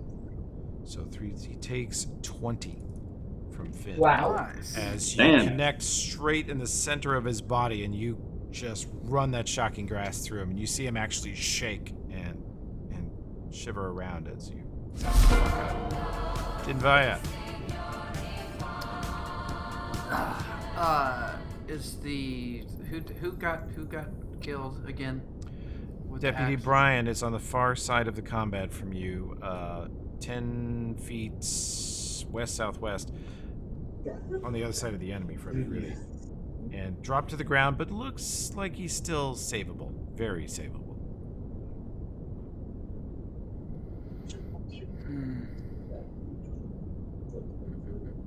Damn, I was hoping to grab the axe. He's too far away. Okay, You mage hand it like a boss. Clerics can don't I get mage hand? Yeah, clerics don't get mage hand. That's a blizzard spell. Okay. You could create some water. I mean, yeah, that's. I'm not a druid. What the fuck? Oh, you could stabilize the enemy. Stabilize the enemy? I'm throwing you terrible ideas. I'm sure you've noticed. Oh. Dinvaya, you bring Sunrise down on him, and you feel the weapon partially pass through him, but then it pulses its normal positive energy and zaps him. So you get half of your 6 bludgeoning damage, so 3. You get all of your positive damage, so 8. And that burst of positive damage disintegrates him. He disappears. Hell yeah. His body falls apart, and you see a sort of very, very translucent, ghostly version of him sort of writhing in the air. And then you see chains from the ceiling fly down into his body, and he fights and tries to pull free, and the chains just pull him straight into the ceiling, somewhere to the southwest and up. Towards where Soriana is? You think so? Thanks, Miss Oriana. Hell yeah. There's a friendly ghost on the first floor of the prison that's been, whenever we kill one of these guys, she holds their soul for a little bit. Otherwise, they just come back the next day. You're out of combat. And we'll search the area, and then we'll stop for this week. Brian, get up, Brian! Brian! Oh yeah, someone stabilized Brian.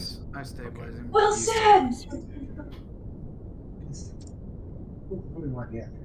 She's still, I think she's still holding the axe while she's unconscious, so you can't steal it from her. Yep, Deputy Brian is alive, and so still clutching the axe, which I was hoping one of you would find that out in combat and be like, well, sorry, I got a coup de grace so I can get this axe and beat the bad guys. Deputy Charles was talking about... I was really thinking about it. Don't think I wasn't. Deputy Charles was thinking about killing her so that he could have both cursed weapons. I would give you the 2-weapon fighting feat for free if you did something like that. Such initiative has to be rewarded. Okay, somebody cure light wands the deputy. The deputy is conscious again and holding his beloved axe. Actually, you notice that Brian wakes up and looks at the axe and actually loosens his grip on it and sort of sets it down for a second. Looks Oh, you're not cursed anymore. Yeah, he feels kind of calm about it. We killed the ghost that possessed that axe. Is it just now a +1 ghost touch axe? Seems Is to it be. still... But Oh, I remember, killed Deputy Brian. It's mine now. the Lopper's spirit. Jesus. The Lopper's spirit is trapped with Vizoriana. If it were released again, the axe would probably be cursed again. Holy shit. We searched the room. Yeah, we searched the hell out of this room. There is nothing in any one of the cells. You search quite thoroughly, and this place is just empty. You find some bones here and there. A lot of smoke damage. I'd like to cast light at the bottom of the pit and see if there's a dead body down there. There is... you see the reflective surface of water. I know it was you, Sid. I watched you do it. I prove it. There's nothing else in here? There's water down there. You guys want to go investigate that? I want to, but it's gonna be dangerous. You need some water? It's probably real good water. Uh-huh. Yes, Sid, I saw you have a spell called Monkey Fish. Which I think Pretty makes much it so perfect that... for this oublet. Yeah. Yeah, I need a switch to it though. What don't I have to like meditate for an hour or something? Yeah, if you concentrate for an hour, you can switch to it. Sure. Is there a rope that dangles down there, or would we have to do the goddamn fill a chest with rocks thing again? There was a rope dangling from Toby's description, I thought. There is a rope dangling from the grate, yes.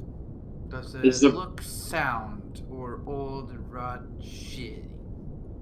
It looks both. So It it's looks a old, rotten, magic shitty, but rope. you think it might hold. Detect magic I on the... detect magic on rope. It's not really a magic, but it's just a really well-made rope, but it has been dangling here for a long time. Yeah, that ain't no good. You're gonna die, you take that rope. I don't know. You going in, Deputy Brian? What are you even gonna do down there? Sure, it's Deputy Charles. Let's go. You don't have to do this. We'll be okay. Roll climbing. He's going in. He's doing it to avenge his... Says he's doing it to avenge his brother. That's a really great check. Holy shit. He climbs down, and I cast light on him. as you reach the bottom, dangling from the rope, looking into the water with the light this close, you can clearly see that in the water is a bloated corpse. Very, very rotted, blackened, huge, exploded, ruptured in a few areas. Both of its legs are broken, and Big boy. attached to a chain around its very tight waistline from the bloating is a human skull. It's the damn lopper. I'm gonna go sanctify his corpse. Do it. Alright, climb on out of there, Deputy Charles. I'm going in with the scythe that casts. Deputy Charles, you also find a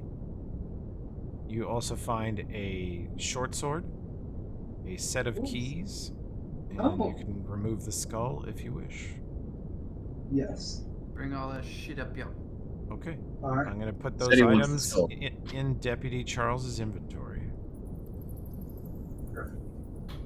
Can he bring the body up? You would have a hard time doing that. It is very rotted, and it will disintegrate most likely, and the individual pieces of it be very heavy because it's soaked up a lot of water. Question. While I'm climbing, do I put up the hand? Does he put the hammer up while he's climbing? No. He awkwardly hangs on to it. He actually uses it to climb by wrapping the rope around it and rappelling down with it. It's pretty clever. Okay. He's using it as a climbing hook. Wow. Okay. Let's detect magic on the shackles and the short sword and the skull. Okay. So do I need to go? He's gotta climb back out, doesn't he? Yeah. Yes, he does have to climb out. Yeah, see if you can climb out.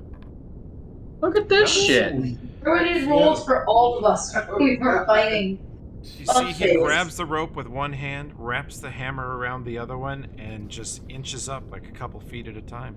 Like reverse rappels up the same way he went down, like very professionally.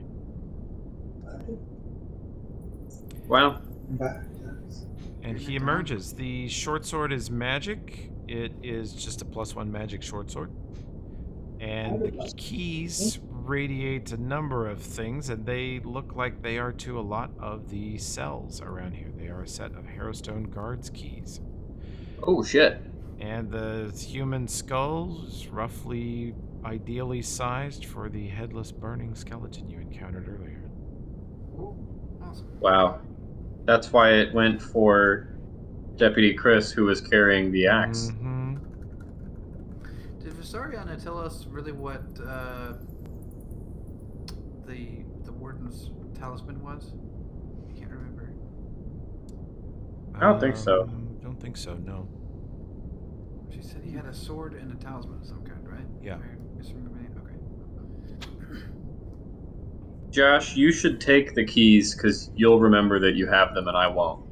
Okay. I take the keys. Toby, do you mind putting that on a sheet, on my sheet for me, please? Deputy Charles, are you willing to relinquish your hard-won Harrowstone keys? I pat him on the shoulder. Job well done, Deputy. He said yes. Okay. The keys are transferred to Dinbaya. Thank you.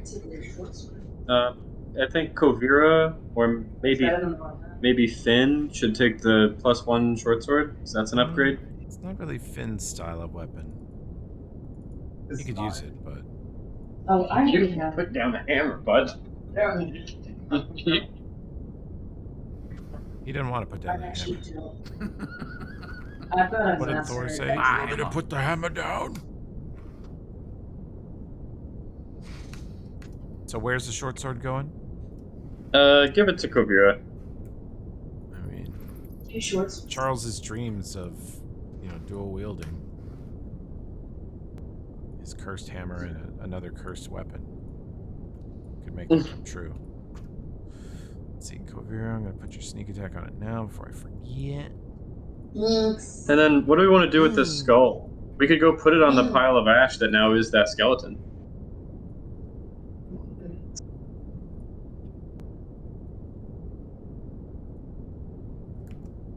You rejected it. Why not? Hit confirm. It popped up for me too, since I have control of this token.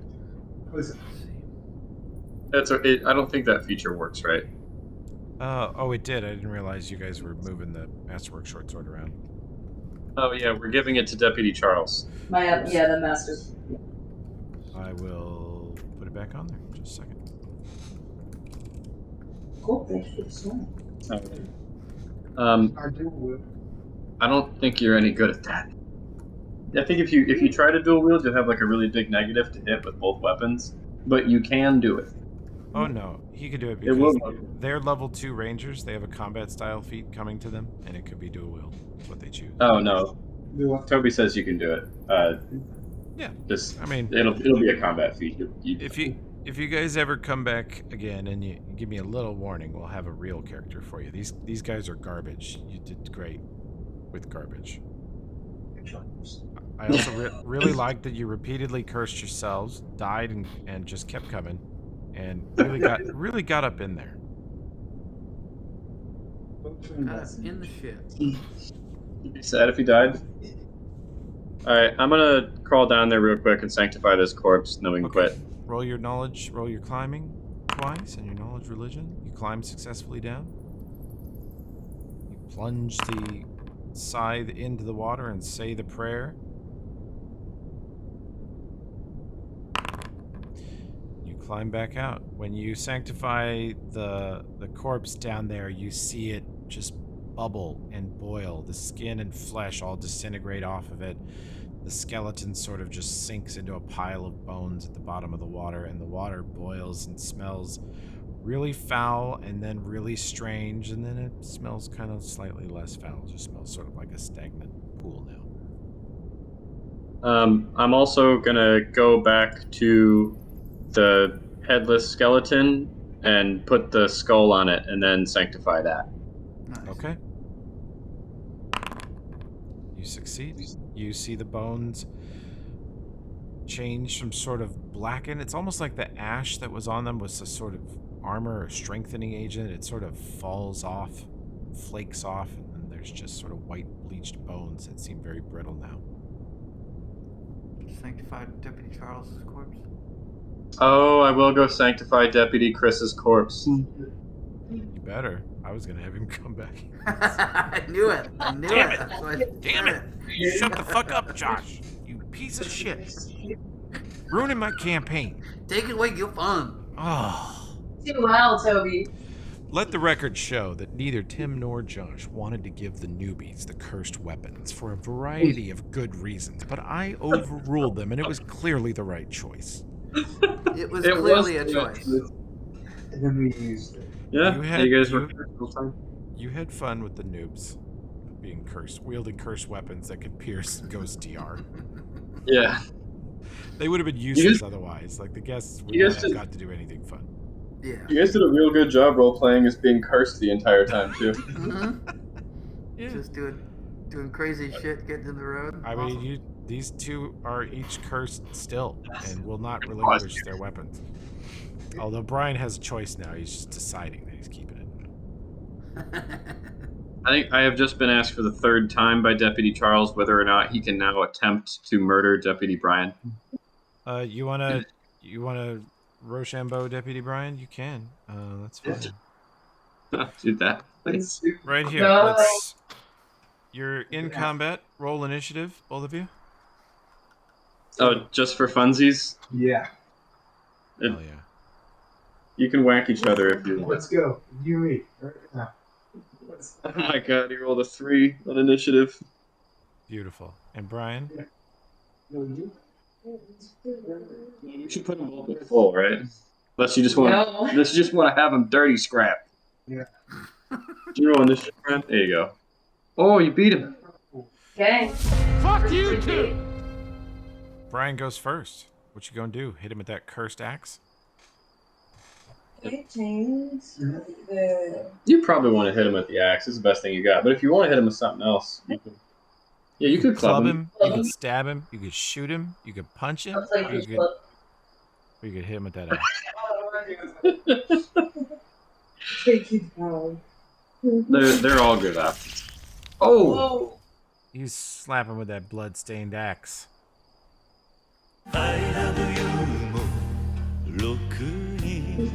Deputy Charles Also replies first. in Yeah. kind. Holy Oh my shit! god! Okay, good night. Fucking hammer crit for 10. Ow. Fuck you too! Not do more. Get him, Brian. This only ends one way. Natural one, you miss.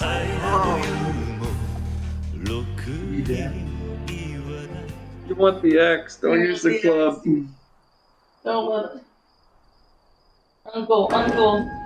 Oh, Natural one, you miss. Fuck you too! Back to back, that Fucking one. idiots. These two Level 2. noobs. Oh, thank god, another net. Another natural one. Another natural one. I'm not doing this. Fuck you Foundry too. is doing this. Wow. 4 ones This is- in a row. That's... What's the probability? Probability. There we go. Deputy There's- Brian slaps Deputy Charles with the hand axe for 9. Has him very low in HP. Oh, Deputy Charles misses narrowly. Fuck you too! Brian, put him away. put him down, Got him Brian. on the ropes. Fuck 'em. Finish it. There can be Take only him down one to the flanker. Ravengrove police deputy. Natural one, you miss. God, these guys suck. What are we watching then? Are we Legendary watching low these two rollers. Ooh. babies miss each other. Deputy Charles draws the longsword and slashes you Brian. Oh, Brian, not fucking around, going with the axe and drops Charles. teetering. He gets one more swing. He's teetering. Natural one, he misses again. It is over. Deputy Brian is the superior deputy. Let's Yeah. work a show. Oh. Oh my god. Yeah, I think he's putting you back at the health. Yeah. Good stuff. Okay. Yeah. That's Alright. Deputy Brian wins the round. Good session, everybody. Thanks for running, Dave. And thanks, Yeah, Toby. It was a good time. And yeah, good job. Wow, I was an old noob.